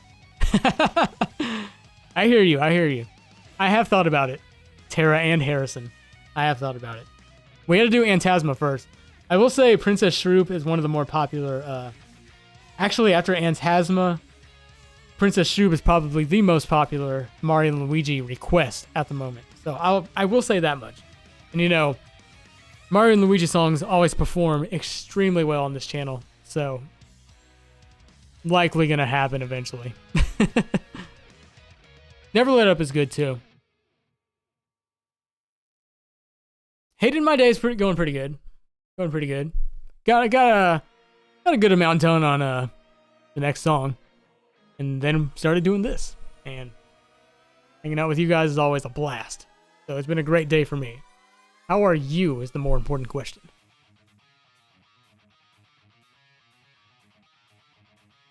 Do I still want to do in the sky versions of Cooper? That's a good question.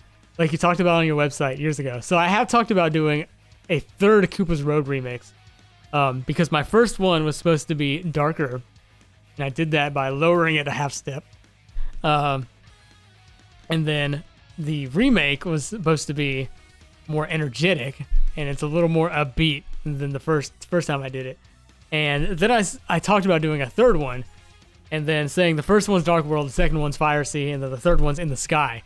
And I have thought about it. I don't know when, but I could definitely see it happening eventually soon. I hate to sound so vague on the song requests and timelines. It's just so hard for me to say. Hard for me to confirm anything. Iggy, I haven't had my question answered yet, but Dreadwood's theme from Plants vs. Zombies Battle for Neighborville, please. I'll see if I can listen to it sometime. Melodic guitar rock metal, Guilty Gear rock you. Always good to see you, man. You've been hanging out with me for so long, so glad to see you're still around, man. Brayden, how long have I been on YouTube making remixes? So I started in 2010, and then I had the whole copyright debacle with my old name, Johnny Death. And so the channel went bye-bye, and then I took a break for a year. I came back in 2013. So I started, GaMetal started in 2009, but I didn't make anything public until 2010. So yeah, it's been like, as far as YouTube goes, it's been 10 years now, so a little over 10 years, almost 11. Bugger, I've not seen Scooby-Doo Mystery Inc., so I can't give you a good answer. From what I've seen on like clips and stuff, it looks pretty good.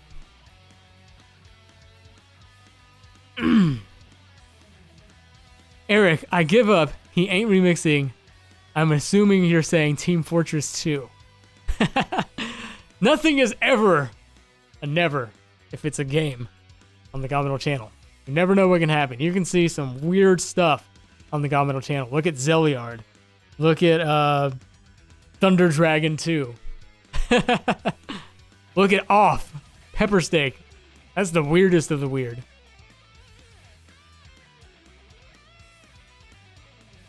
Thanks for the happy 10th, Salty. The official 10th anniversary was, celebration was when the GaMetal album came out last year. At the end of 2019.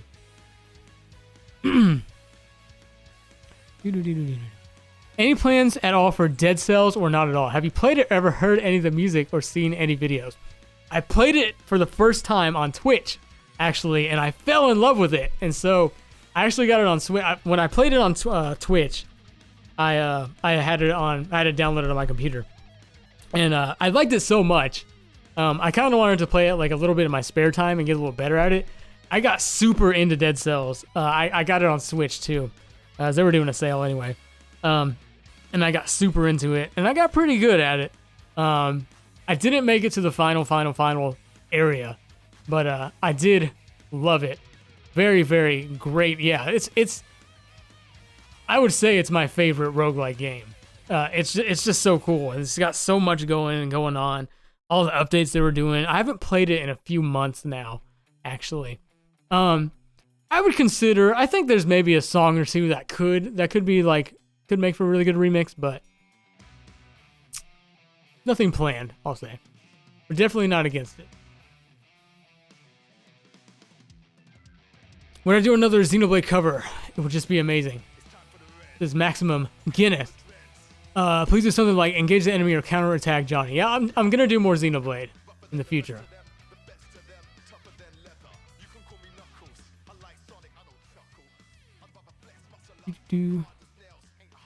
Majesty, any more collaborations planned? Yes. And no. Like, there's a, I'm singing in the background. It's weird. There's a song that I have on my to-do list that I'm gonna have to find someone for. And there's another that like I've talked to some people about doing, but we haven't like confirmed anything yet or set any dates or anything like that. But yeah, more collaborations will be coming. Hopefully before the end of the year.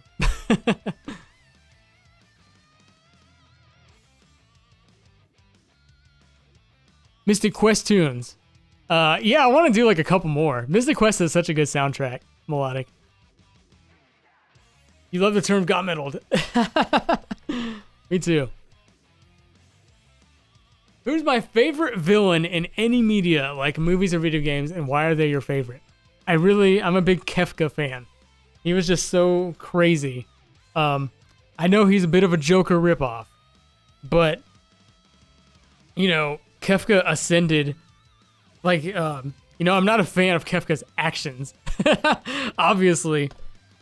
But the way he was portrayed, and he's just a psychopath and just crazy, insane, and then he ascends to godhood. So, like, he succeeds at what he's trying to do. You know, he screwed with the statues, and man, it's just such a... I don't want to spoil anything, but I'm sure you all know by now. Yeah, Kefka. And then he has Dancing Mad on top of everything. He has the greatest video game song of all time to back him up. Dancing Mad. Like, and it just builds. Part 1 is great.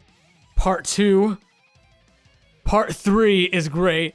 And then Part 4, which is the best part of Dancing Mad, when he finally appears. Just such a great song. I love that song so much. I can't express how much of a fan of Dancing Mad I am.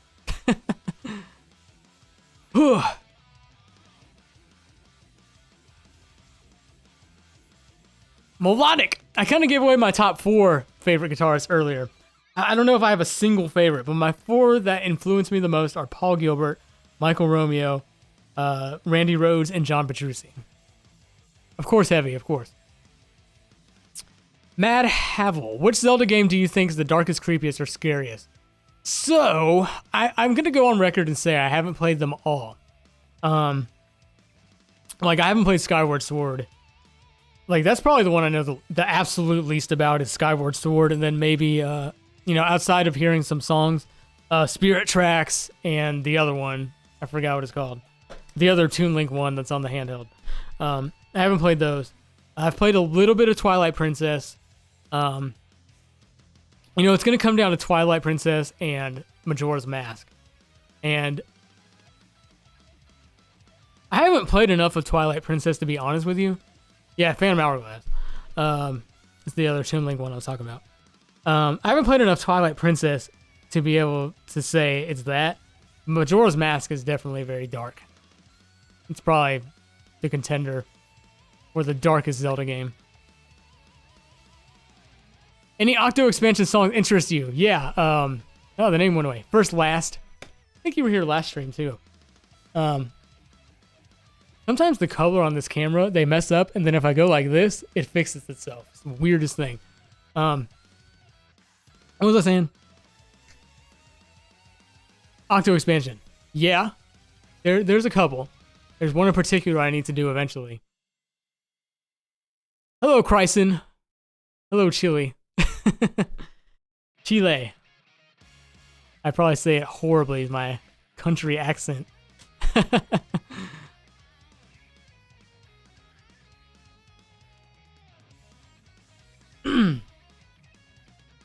Q-Metal Man, hate to be a bug, don't sound like I care about anything. How would one enter the giveaway for the Bhutan on Patreon? So I'm going to do like a drawing for it, Q-Metal, or anyone who's a patron that month.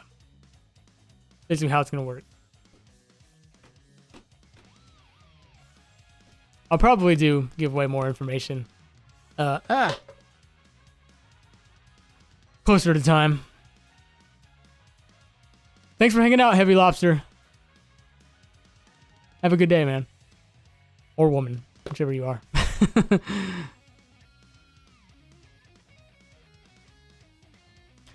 Yeah, that's my fault, Diego. You know, growing up around in a mostly white area, you hear Chile so much when people talk about Chile. do, do, do, do, do, do.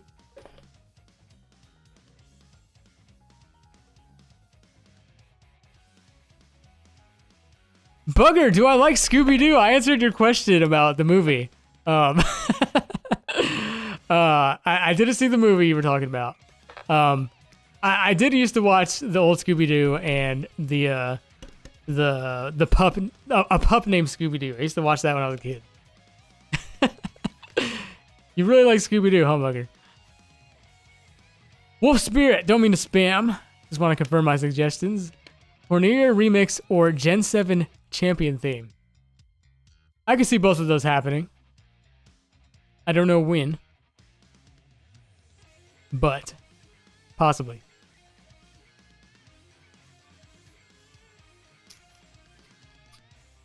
Do I ever try to do obscure game tracks? If so, what would you consider the most obscure track you've ever done? So, yeah, all the time. Let me look at my video list.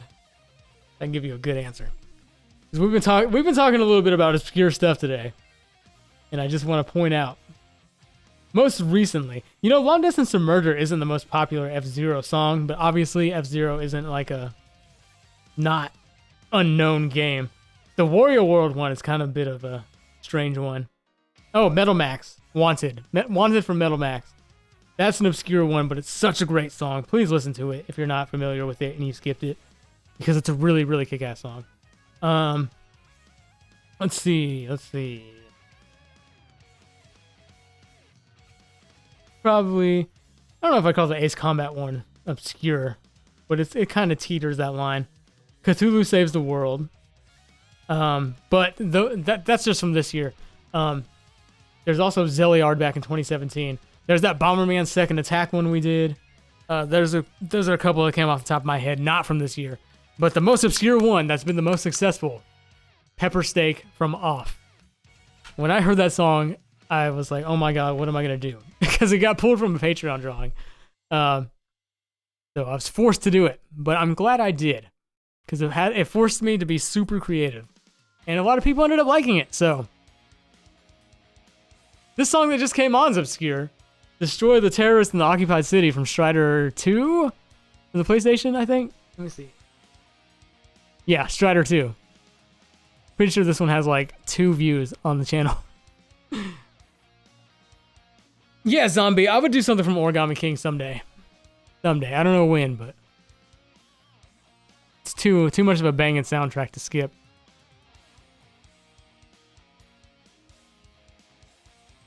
Aiden's Animation Corner. Which was more favored, Confronting Myself or Darkest Lord? You mean by me personally?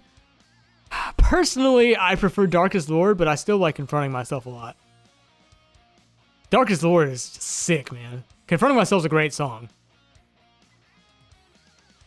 I just really love that Metopia song. Stevie, what made me want to change my drum setup camera angle? So like, I've been wanting to do a different angle for a while.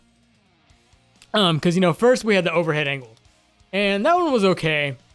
I didn't mind it, but I wanted to just kind of change it up a little bit because I've been doing the overhead for so long, and plus it's really a pain in the butt to set up for the overhead shot because I have to use my mic stand, and it's not exactly made to hold a DLSR camera at full extension with the arm out. It's just super wobbly. So, and then like it was just hard to set up really. So then I switched to the side view, and then I liked it at first, and then I kept looking at it, and I don't know, the more I looked at it, the more I was like, I want something different. And so the thing that's hard about drum angles is it's super hard to get every single thing in a shot. So like in any angle, you're going to be missing out on something. The only exception might be overhead. But like I said, it's super hard for me to get that overhead shot with the way my boom stand and and the camera is just, it's just hard to set up for. Because you have to get it super high, and my stand only goes so high. So, aside from that overhead shot, like all of the side shots and even the front shot, you're going to be missing out on something.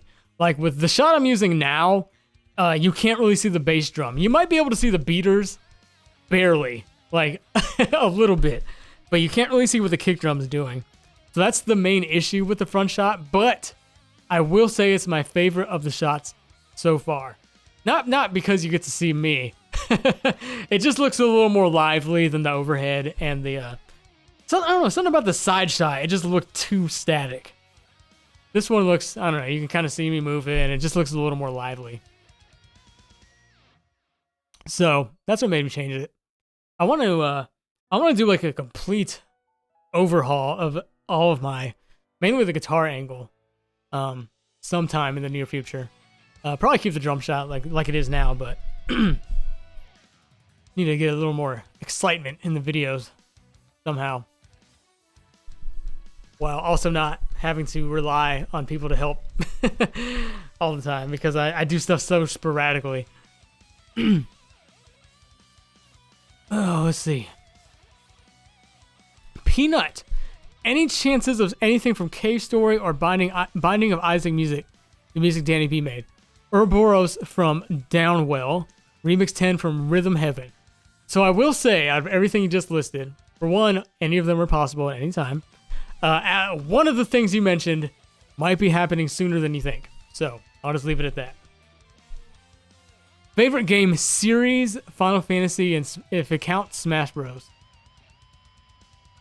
What about your drum kit's China cymbal placement? Oh yeah, I moved it for 2 reasons. You know, I used to have it in the middle. Every time I watched drum videos, people had it on the side. And I don't know why I had it in the middle. I think it just kind of, it looked better, like from my point of view, to have like 3 cymbals, 1, 2, 3. Then when I set up like this, the middle cymbal would like block me, and so like it just looked really bad. And so I was like, let me try this side China cymbal thing, and I like it. I like it there. It's pretty cool. I didn't mind it in the middle. I can do some cool stuff with it in the middle, but I can still do cool stuff over here on my far right.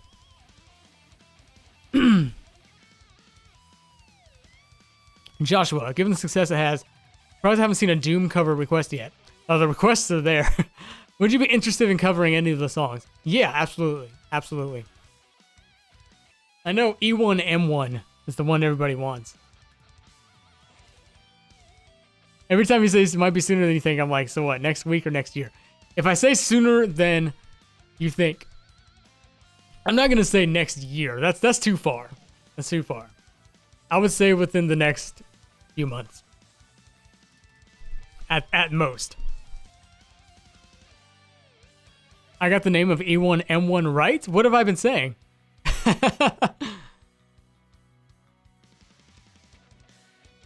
Indie Gamer's Avatar. Hey, GaMetal, I love your take on confronting myself.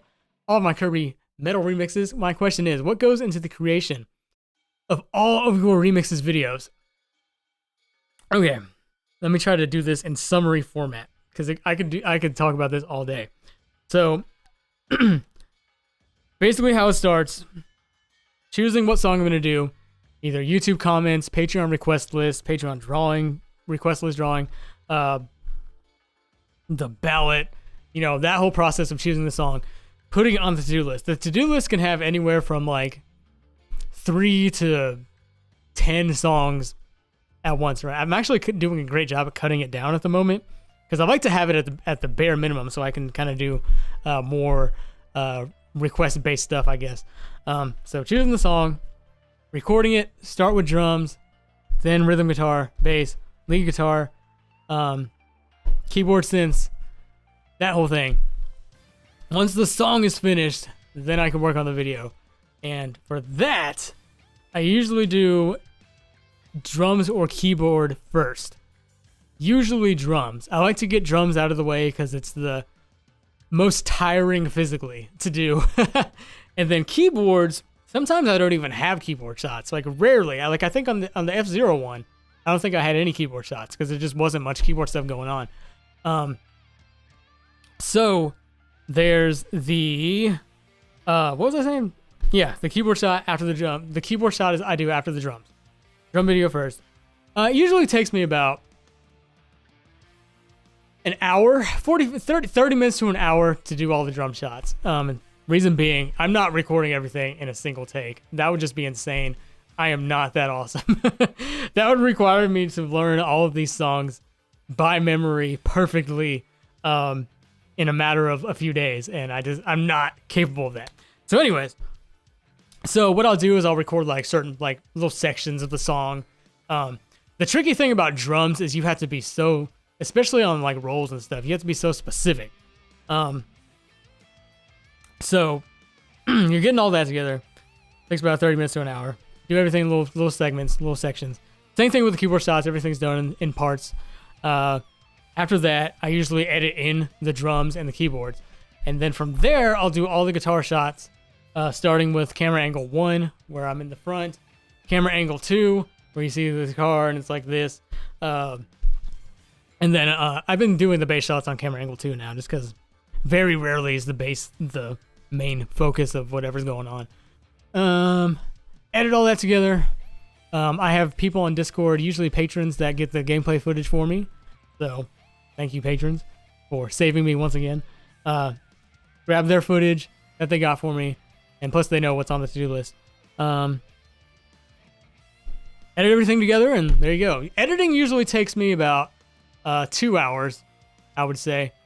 Longer if it's a longer song. And really, all of this stuff takes me longer on medleys and more difficult songs. You know, an easier song, it's usually easy to breeze through.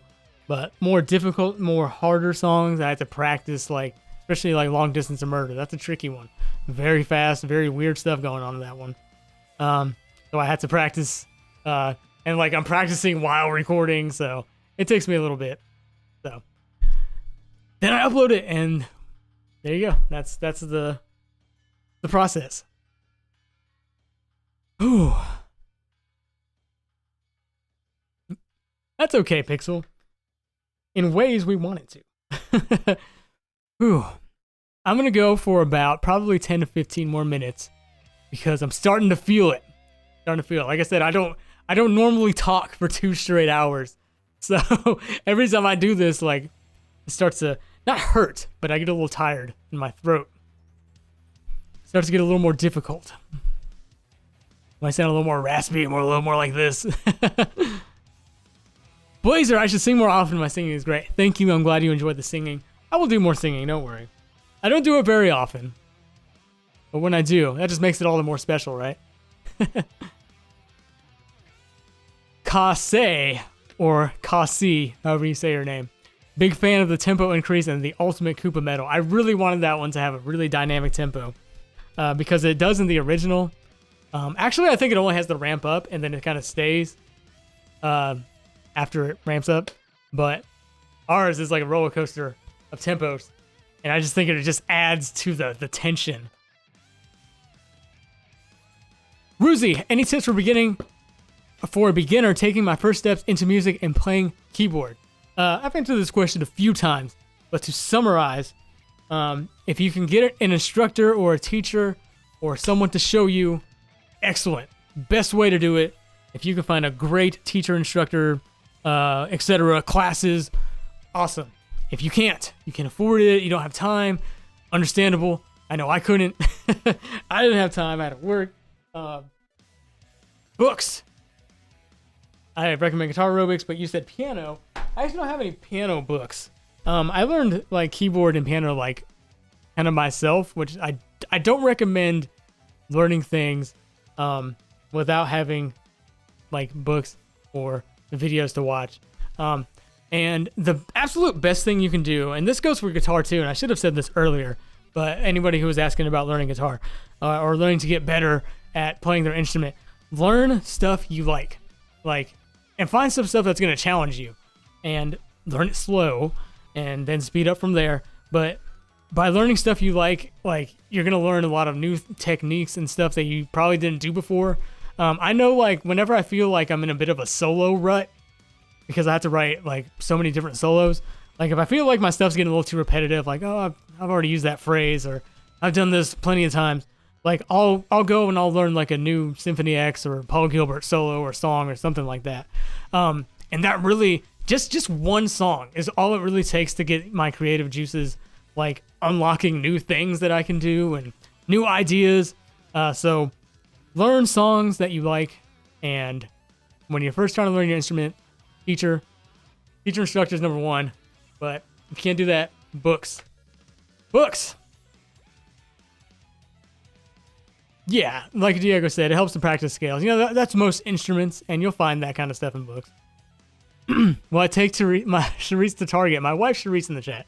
Yes, we will go to Target when I am done. My love. You probably get this question a lot, says Jack Harvey. Any advice for someone who just started making guitar covers? Okay, that's a good unique question. A unique spin on that question. So, if you want to get into the world of game music covers, really just I don't think anyone's ever asked me this like specifically. That's interesting. So mixing. Learn to mix. Read up on mixing. There are so many great like people who are like awesome at their instrument, but then their mixing isn't that good. I'm not going to say any names in particular because that's just mean.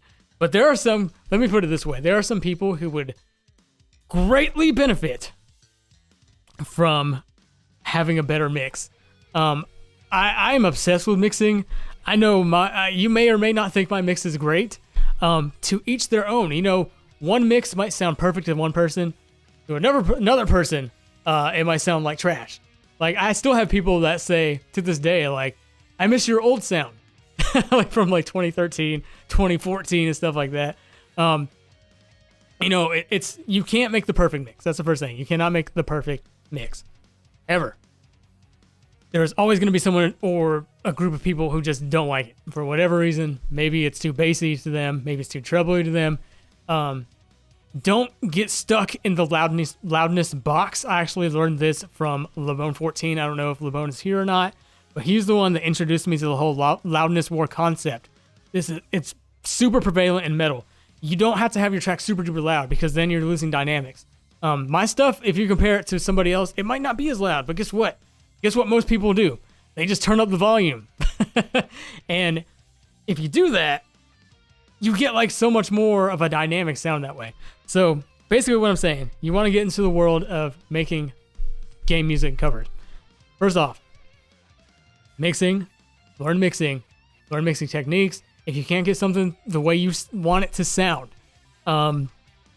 look up why. Like, let's say your bass drum is too muddy. Look up how to mix a bass drum. You'll find a video on YouTube. I do it all the time, and I find them all the time. There's videos out there. So, 2, and then the thing about mixing is, like, a really great mix can mask so much. Like, you could be like a lower level player, and if you have a great mix, it won't matter, because there are plenty of hit songs out there that have a great mix, but the playing is very simple. So you don't even have to be like amazing if you have a great mix. I mean, you still have to be good enough, but you know what I mean. So that I recommend. Do I have it? Yes. This book helped me a lot. I'm an idiot, so I like the Idiot's Guide's books. But you don't have to get this one in particular. I do like this one. I like Idiot's Guide because it simplifies everything. And like I said, I'm an idiot, so it's perfect for me to have an Idiot's Guide. Books on music composition. This will help you like a lot when it comes to arranging covers and remixes, because it just goes over so many different things. It dabbles a bit in music theory, and I'm gonna get on music theory in a second. But like you kind of learn what makes a composition sound a certain way from learning from books and classes and all that stuff. Music theory.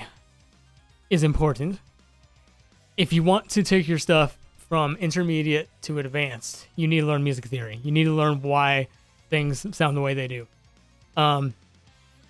There's all sorts of books on music theory, all sorts of classes on music theory. At the end of the day, it's still all theory. But that's really what took my playing to the next level back in, my playing wasn't like outstanding in 2013, but I definitely, when I started, it was 2013 when I came back to YouTube. And I had been practicing like for a year before that. And I was like, I want to be like awesome. And so I started reading more books. I started reading on music theory because I'd never learned about it before. But when I started learning all that stuff, like it just took my playing and like my musical abilities to the next level. So learn that. So mixing, composition, music theory. If you have these three things, you can make some really, really good stuff, even outside of game music covers. But that's what I'm gonna say. Pick up on those three things, and then most important, record. I had so many friends like when I was younger that were great musicians. And they always wanted to do things and always talked about doing things, but they would never do them. Record, actually sit and record stuff. Mess around, do like a little 30-second thing. But then don't get stuck doing 30-second things, because I also knew people who did that. I knew amazing musicians when I was younger who would they got stuck on that messing around phase. At the end of the day, eventually you have to make something all the way through. And once you start doing that, it becomes a habit. Like all of my stuff, like it's been a very long time since I've done just like every now and then I might make a little thing just for fun, just for my own, I don't know, whatever. But yeah. And recording's going to get you better at playing with a metronome. That's another thing. Make sure you practice with a metronome, because if you don't, another real world example. I knew a guy who played, I don't want to say what they play because I don't want them to think I'm talking about them. I knew a guy who played one of these instruments back here, and when he was a great player. Like he was solid, probably wasn't like top tier, but he was a solid player. And then when in the studio, he just can't play the metronome. So make sure you practice the metronome. I kind of learned by default from being in band and school and stuff. But yeah. I think that covers most things.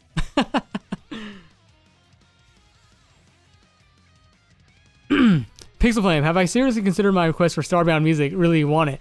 If I had the money, I'd join Patreon. I think there's a Starbound song I've listened to on a Patreon stream before. So it's definitely not out of the realm of possibility, Pixel. I consider everything. Zombie, I need to play all the Mario RPGs. Like, I've kind of neglected them. What I'll say. I need to play them all. Like, I played, I have Bowser's Inside Story, but I haven't played it. I played a little bit of Superstar Saga, and that's really it. And then, of course, Mario RPG all the way through. Love that game. Top 3 soundtrack for me. Whew. How is it like learning the drums when you have experience with the guitar? So it's, when you learn different instruments, when you know other instruments and you're learning a new instrument, there's a little bit of crossover there. Like, you're going to learn rhythm. You're going to learn some rhythm stuff from playing guitar. I will say drums is very different from guitar, keyboard, bass, even the brass family. It's just so rhythm oriented. I mean, everything is rhythm oriented. I don't know how to word it. That was a poor way of wording it, but it's just so, I don't know how to describe it, but like there's crossover. So going from guitar to drum, another thing that helped was my best friend that I mentioned way earlier in this stream that played drums when I first started learning guitar, and his dad got him a drum set. He would leave his drums at my house sometimes, and I would play them. And so that's kind of what helped me learn. And also watching him play kind of helped me learn a little bit. That helped. it's just different. The one thing I like the most about drums is that it's very easy. I'm not gonna say easy. It's way easier to listen to a song and play along with it on the drums than it is an instrument like guitar or keyboard. Because, you know, you're mostly going to be on the hi-hat, the snare, and the kick, or, you know, whatever you're riding on, the ride cymbal, the hi-hat. So you're going to be doing these three things. Jamming to drums is the most fun, because jamming on guitar to a track that you've never played to before is way more difficult because you have to be in the right key. You just have to be able to follow along well. Whereas on the drums, you can just pull up a track and play. And as long as the time signatures aren't insane like Doom Dragon, you're going to be able to play along just fine. You know, so long as you're a decent player. So that's kind of my answer for that. To protect Sharice's sanity from tackling you during a stream, will I do more Tekken remixes? Not out of the realm of possibility. There's a couple that could be done. A couple. Oh, deep breath. Botaski Noob with the... I have no idea what that... What is that currency? CLP. 2,500 CLPs. Oh, Chile. Okay. Like the songs you do. That strength. Greetings from Chile. Viva Lufia 2. When's the... I don't have a Lufia 2 on the list. What about Lufia 1? We did a Guard Douse. Lufia 2 is a good game with a good soundtrack. What's the... There's another song I wanted to do from it, but I can't remember what it is off the top of my head.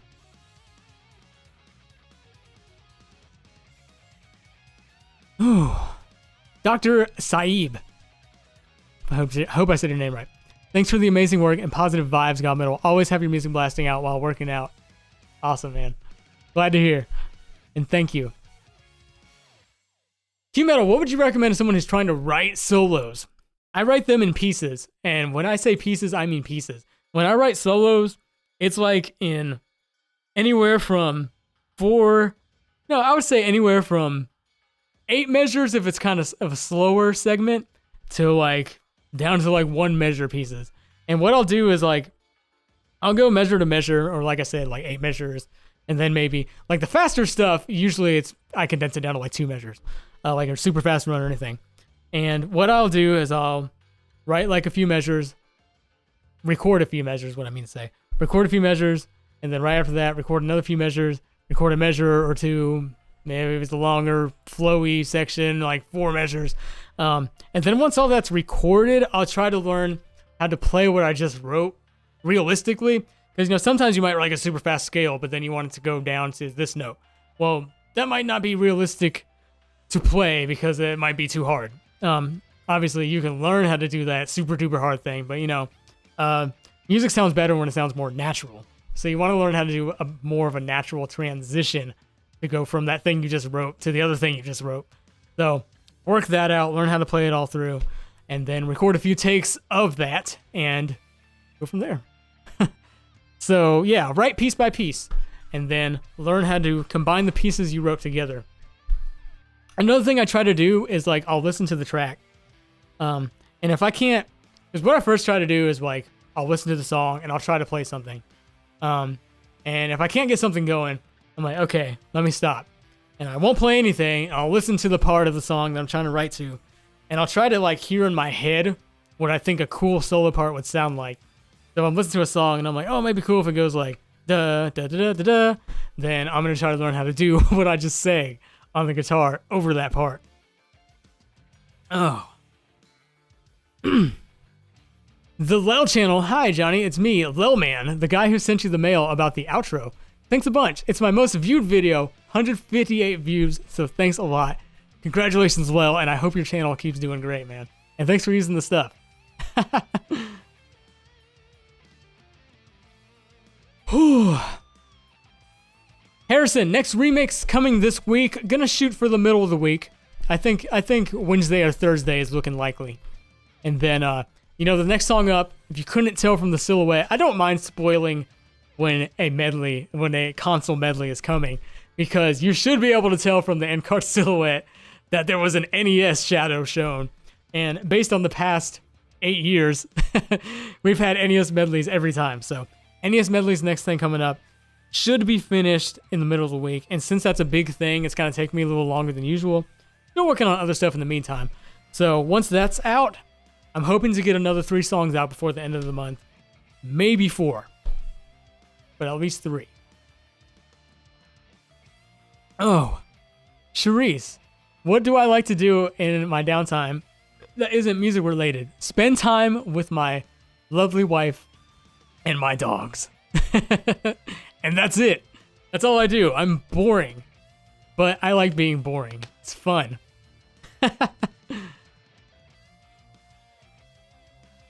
Hi, Kirby lover. Jack Harvey, I've been playing guitar for almost 20 years now. It'll be 20 years next year. Actually, it'll be 20 years, yeah, on my birthday next year, because I got a guitar for my birthday. I think it was my 14th birthday. It might have been my 13th. What grade is a 14-year-old in? And I graduated a year early. Not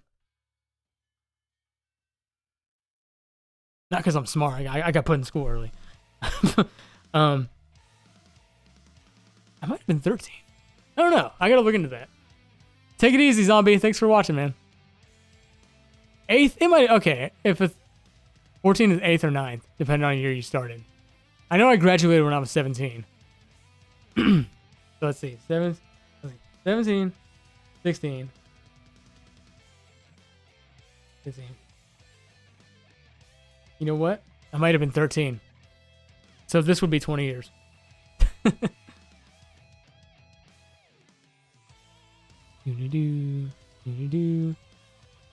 Mr. Somaru, have I ever considered getting into writing music for games? Ultimately, yes, I would like to move to that front. While still doing GaMetal stuff. But, you know, I just gotta find the time to put together some demo stuff, I guess. Birthday is July 1st. Adriano. I am a Cancer crab.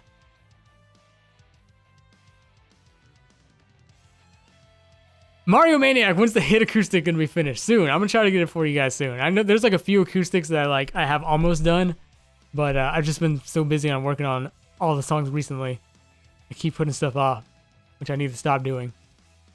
Ugh. What kind of chord do you get if you stack 2 minor thirds on top of each other? I'm not good with that kind of stuff yet, but I think it would be a 11th? I don't know.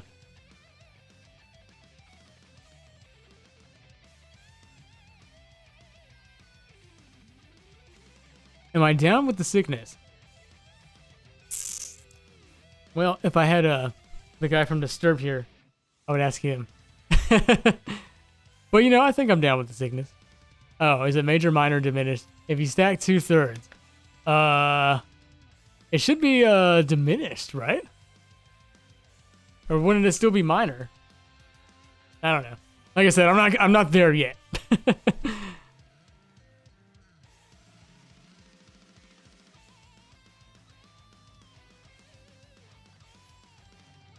I thought so. I still have a lot to learn when it comes to music theory. When you're in metal, like, you usually stick with the diminished stuff and the sevenths. You're usually not doing like the add 9s and stuff like that. It is Sonic 2. This isn't the medley. This is Death Egg Destroyer. Death Egg Robot. Ooh. I went over the 15 minutes I allotted, so I'm going to give you 8 more. That'll put us right at 2.5. I think that's good. And we are starting to slow down a bit, and that's fine. To be expected. We still are at 145 viewers, so that's cool. Luciano, where's more Curb? That's a good quote. We have not done a single, unless you live in the Eastern Hemisphere, we have not done a single Kirby song this year. It's like an achievement. So when am I going to do one? Don't worry, there's always going to be more Kirby. Always. We can never stop doing Kirby because of Mass DDD and what it has done for me. And the thing is, there's still plenty of Kirby we can do. We've done most of the heavy hitters like Void and of course DDD and all the obvious ones, but there's still like other ones out there that we can do, like Drossia and a few others. Well, JT, I consider the D3 Tribute to the King 3-song thing to be a remake of Mass DDD, since it's in there along with normal DDD. Tao Boys, do I have a massive list of suggestions you have yet to get to? So, sort of. The Patreon request list is sort of a massive list of suggestions. So there's that. But I do have a to-do list. And it was really full, but I'm actually doing really good at cutting it down at the moment. But I do have a whole lot of stuff planned before the end of the year. So, a whole lot is coming before 2021. Ooh. Yeah, level themes from Kirby. We haven't done a lot of those. Revenge of Meta Knight, sort of. Hey, Koopa, Ninja, 2145. It's going good. Going good.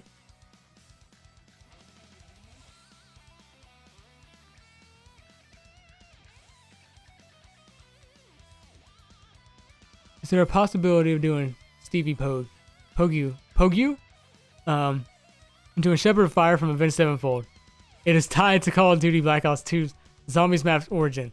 Well, normally I would say no, because I tend to stray away from doing non-game songs that were put into games. But then we have All I Want. Then I did All I Want, and I screwed that up.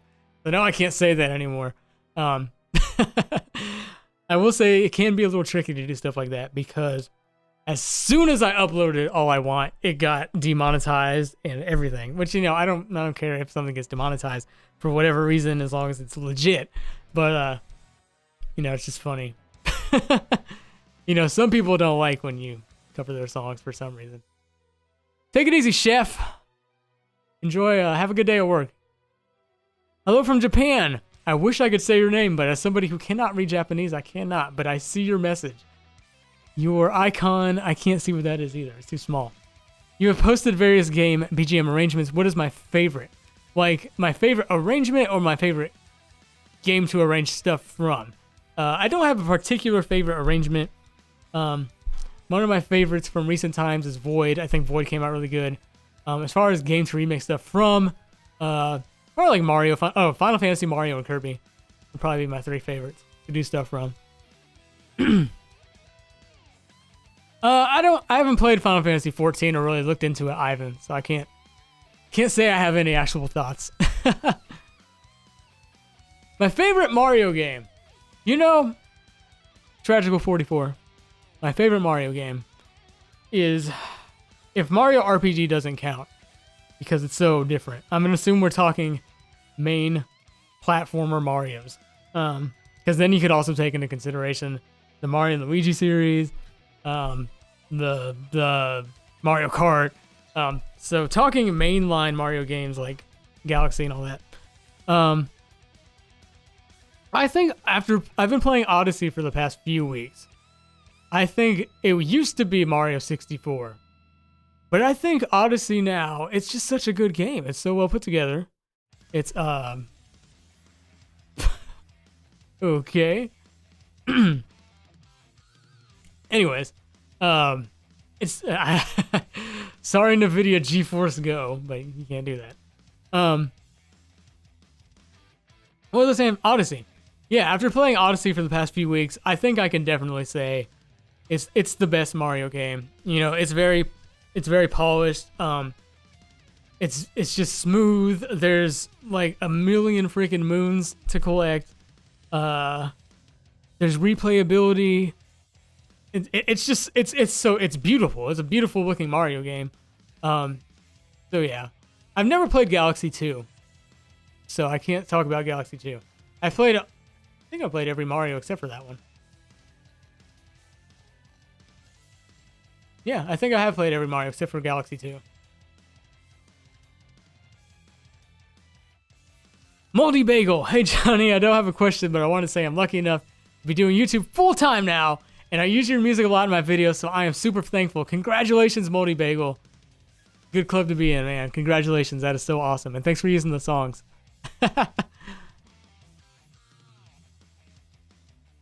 As my friend who likes Mario is asking, when do we get a new hint for Award 42? If for those of you who aren't GaMetalheads Discord members, you don't know what they're talking about.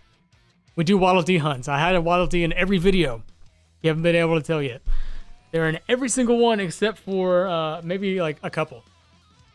There's a couple where they forgot to show up. And also like the really, really old stuff. They're not in that. No one has been able to find the Waddle Dee in Battle of Award 42. And I am giving away a $10 Nintendo eShop or Steam gift card to the first person who does it. Because it's been so long. How many days has it been? Mario, if you're in here, you have like a chart where you've been counting how many days it's been since the Battle of Award 42D has been on the loose. So that's what everybody's talking about. Second hint, dude, I'll see if I can give you guys one this week. It's day 2. It's almost been a year. I don't know. I think we should go the distance and make it a year. And I've looked for it too. And I will say, like, when I was double checking to make sure it was there, like, and I actually had trouble finding it myself, and I knew where it was. So it's a really tricky one, but it's there. Hey, Diamond, I don't play Minecraft, so, like, I'm hyped for Minecraft players. I'll say that much. But as someone who does not play Minecraft, has never. Hey, Fred, what's up, man? As someone who doesn't play Minecraft, like, I'm still waiting. Like, there hasn't been a DLC character for Smash yet that I've just been super hype about. Like, the one I was probably most hype about was Banjo. But even then, like, I didn't play a whole lot of Banjo growing up. Like, I did play the first one. I don't even know if I got all the way through it. I at least came close to completing it.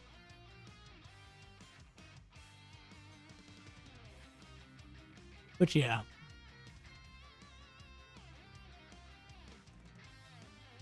Knight from Hollow Knight. I think Knight... I wouldn't be shocked if Knight became a Mii costume in Smash.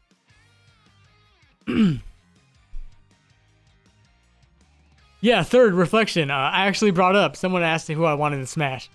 If I could get two old school picks, Ryu. Well, Gino's my number 1, but like I don't count him because I don't think he's gonna get in. But 2 realistic old school picks. I don't know if he says his name Ryu or Ryu. Ryu Hayabusa from Ninja Gaiden or Bill Riser from Contra. And based on their NES iterations, I think would be perfect. Just like, because before Smash Ultimate ever came to fruition, I had always said Simon Belmont would be the perfect, like, Smash character. And they could base his moveset off of the old Castlevania games and, like, his movement and everything. And, like, he's perfect. He was a perfect addition to the cast. I had been saying that well before he was revealed, well before we even knew about Ultimate. I think Ryu Hayabusa and, who was the other one I just said? Bill Riser from Contra would fit that same mold, like where they could be based off their NES iterations and just like be a perfect fit. If one of them got in, I think it would probably be Ryu or Ryu, however say his name. But either one of them, I'd be stoked for. Gino, of course. Gino, like, I would just lose my mind, but just don't think it's gonna happen. Battletoads? I don't know.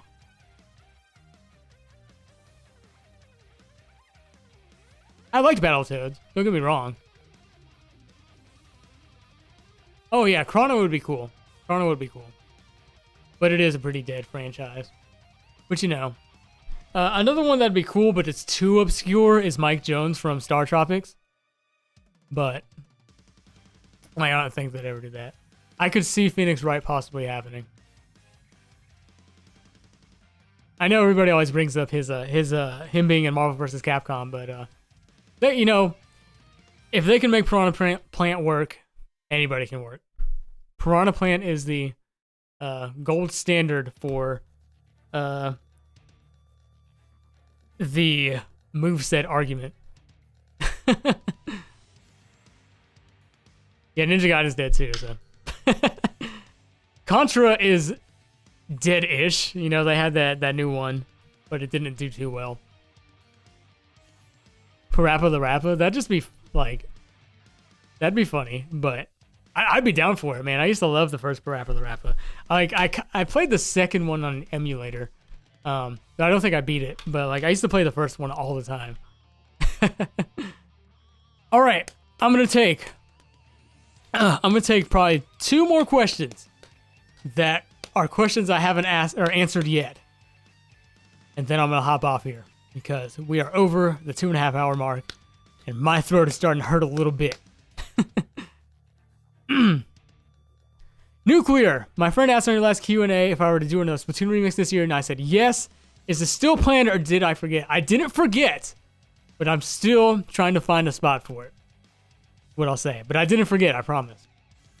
Splatoon songs do very well on this channel, so it's never going to be gone.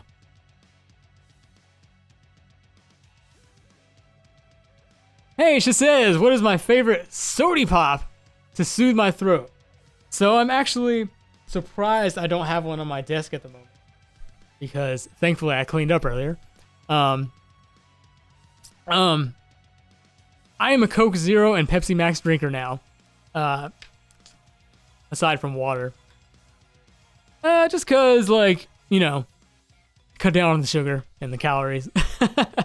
I'm not the biggest guy in the world, so I can't like eat and drink a lot, so have to cut somewhere. I like Coke Zero far more than Diet Coke. Pepsi Max is pretty good too. If I drink them too much, they start to taste kind of gross. But if I have like one a day, and I used to drink a lot of, I was never really into Red Bull. Like I drink them sometimes, the calorie free. Like when I did go to energy drinks, I always drink the calorie free ones. Just because, you know, 200 calories for me, like that's like a 1/7 of my day's calories. So I would always drink the 0 calorie monsters. They're really good. You know, if you like the energy drink taste, you can still get a really good energy drink taste out of the 0 calorie stuff. Like the monster, like the white one and the blue one, and there's a black one that has like the monster logo in blue. I can't remember what the flavors are called, but those are all really good. But I stopped drinking those because I started getting kind of headaches and stuff if I drink them too much. So I have them occasionally. Those are my go-to energy drinks, is the 0 calorie monster or the low calorie monster. Some of them have like 15.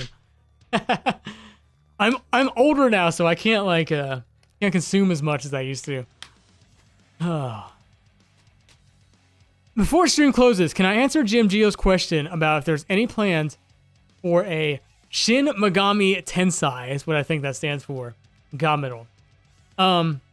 Sooner than you might think is what I'll say. And remember, someone earlier said, well, how soon is sooner than I might think? Soon, not a year, but, you know, soonish. Months soonish. Hey, Ersh.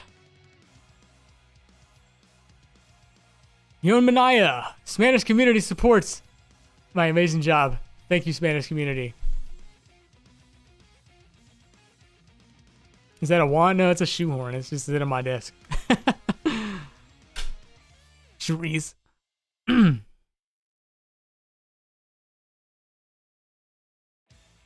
Any more hat in time? Maybe. Maybe, Javier. Maybe. There's like a couple songs that get requested that I think I might be able to do. Hey, Mortal Brian. Can I remake Unfounded Revenge? Love that cover so much.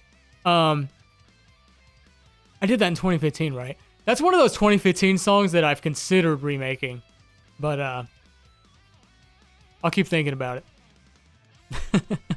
Been doing good, Unfit Peach. Thanks, Third. All right, everybody. One final question. I know I said 2, and then I did like 5. One last question. Then we're gonna go. That isn't a request. If it's a request, the answer is maybe.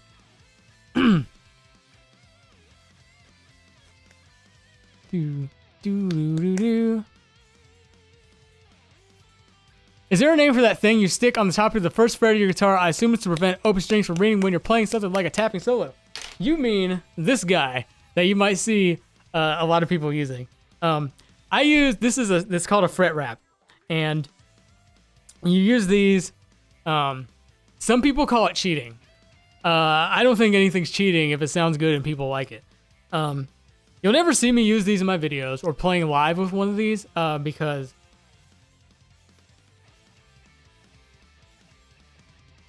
how do I word this? These can be a bad habit, using fret wraps. I like to use these when I'm recording solos and I'm doing something super difficult that I just made up, or it's super hard and I can't get it clean just yet.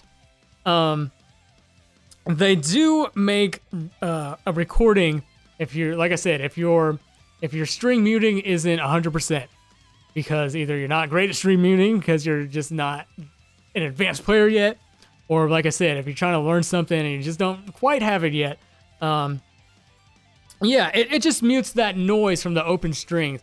It makes sweeping a lot easier. It makes tapping stuff easier and cleaner sounding because you don't have to worry so much about string muting. I never ever practice with these because, like I said, you can develop the bad habit of not trying to subconsciously mute your strings while you're doing fast stuff and anything really. But I'm a huge proponent of recording with them, so long as you're not doing anything, dumb. Yeah, it's just to mute the noise from. Usually people use them when they're doing a lot of sweeping stuff or tapping stuff, but they're not necessary. I use them as to help me record a few crazier lead stuff that I either just came up with or just made up, and like I said, I don't have it solid yet, and I'm trying to hurry and get the song done. So, yeah, I don't recommend practicing with them. And then also, like, what if you're in a situation where you are at a concert and your guitar breaks and you have to use well, if you have one of these at your concert, let's say this breaks. Let's say you're at a concert and this thing breaks, and then you're like, oh, what am I going to do? Now all my sweeps and taps are going to sound sloppy. So, live you can get away with a little bit more sloppiness. It's not going to be perfect because you're not doing take after take after take of recording. And yeah, it's a fret wrap. You'll never see me with them in my video, but recording, I do use them sometimes. Yeah, that's what I'd say. Don't use it as a crutch, but it's for recording, especially when you're trying to record something and you're trying to make it just sound as clean as you possibly can. This helps. Some of the faster tapping stuff, live it sounds cool, but then on recording you might hear like a little bit of openness. And it just sounds so much cleaner and more articulate if you use a fret wrap. If your string muting isn't like perfect. All right, that's gonna wrap it up for today's news Q&A stream. Just to recap the news portion for anybody who missed it, because it's now been 2 hours and 40 minutes. Dracula Bite and I have gotten together, and he has made us some awesome shirts that I lost. There it is. You've been seeing me with it the entire stream. This design and this design. And just to get this guy off here real quick, I'm gonna show you. Ta-da! That's that one. These are all available on his site. Oh, he also took some of his designs and put the GaMetalheads logo on them, which is really cool. Here's a Kirby one. He has a whole bunch more. The links are in the description. I'm going to keep plugging these because he went out of his way to make these for us, and I think they're like top quality. His shirts are always super quality. Like, I'm not sure who he gets to make these, but like they're just, the colors are super vibrant, and it's just awesome. And aside from the God Metal shirts, please check out the rest of his site if you are I'm assuming you're a fan of gaming and metal music. If you're here, he has awesome designs. His artwork is just top notch, and he does like takes on popular metal designs and shirt designs. Really, really cool stuff. Links are in the description. I'll make another post, probably community post about this, and probably post about it on Twitter and Discord and stuff like that. That was really all I had for new stuff. Like I said, I didn't really have a whole lot of new stuff to share with you. Just working on songs like crazy. Whole lot more coming before the year is over. So before we get to 2021, I got a whole lot of stuff for you guys, and it's going to be good.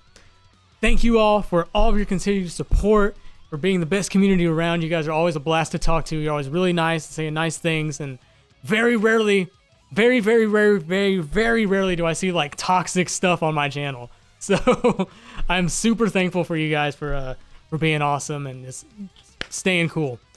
Thank you so much, and really all I have. Hope you all have a wonderful rest of your evening, afternoon, morning, whatever time it is where you live. I know we got people from all across the country. Thank you all so, so much. Next video is coming midweek. Wednesday or Thursday, no later than Friday. Thank you all. I'll see you next time. Disregard this little end card thing because it's going to say to use a Discord command, but I don't have my... It's for Twitch, but I need to make a YouTube end card. So yeah, Discord link's in the description though, so you can always do that. Bye y'all.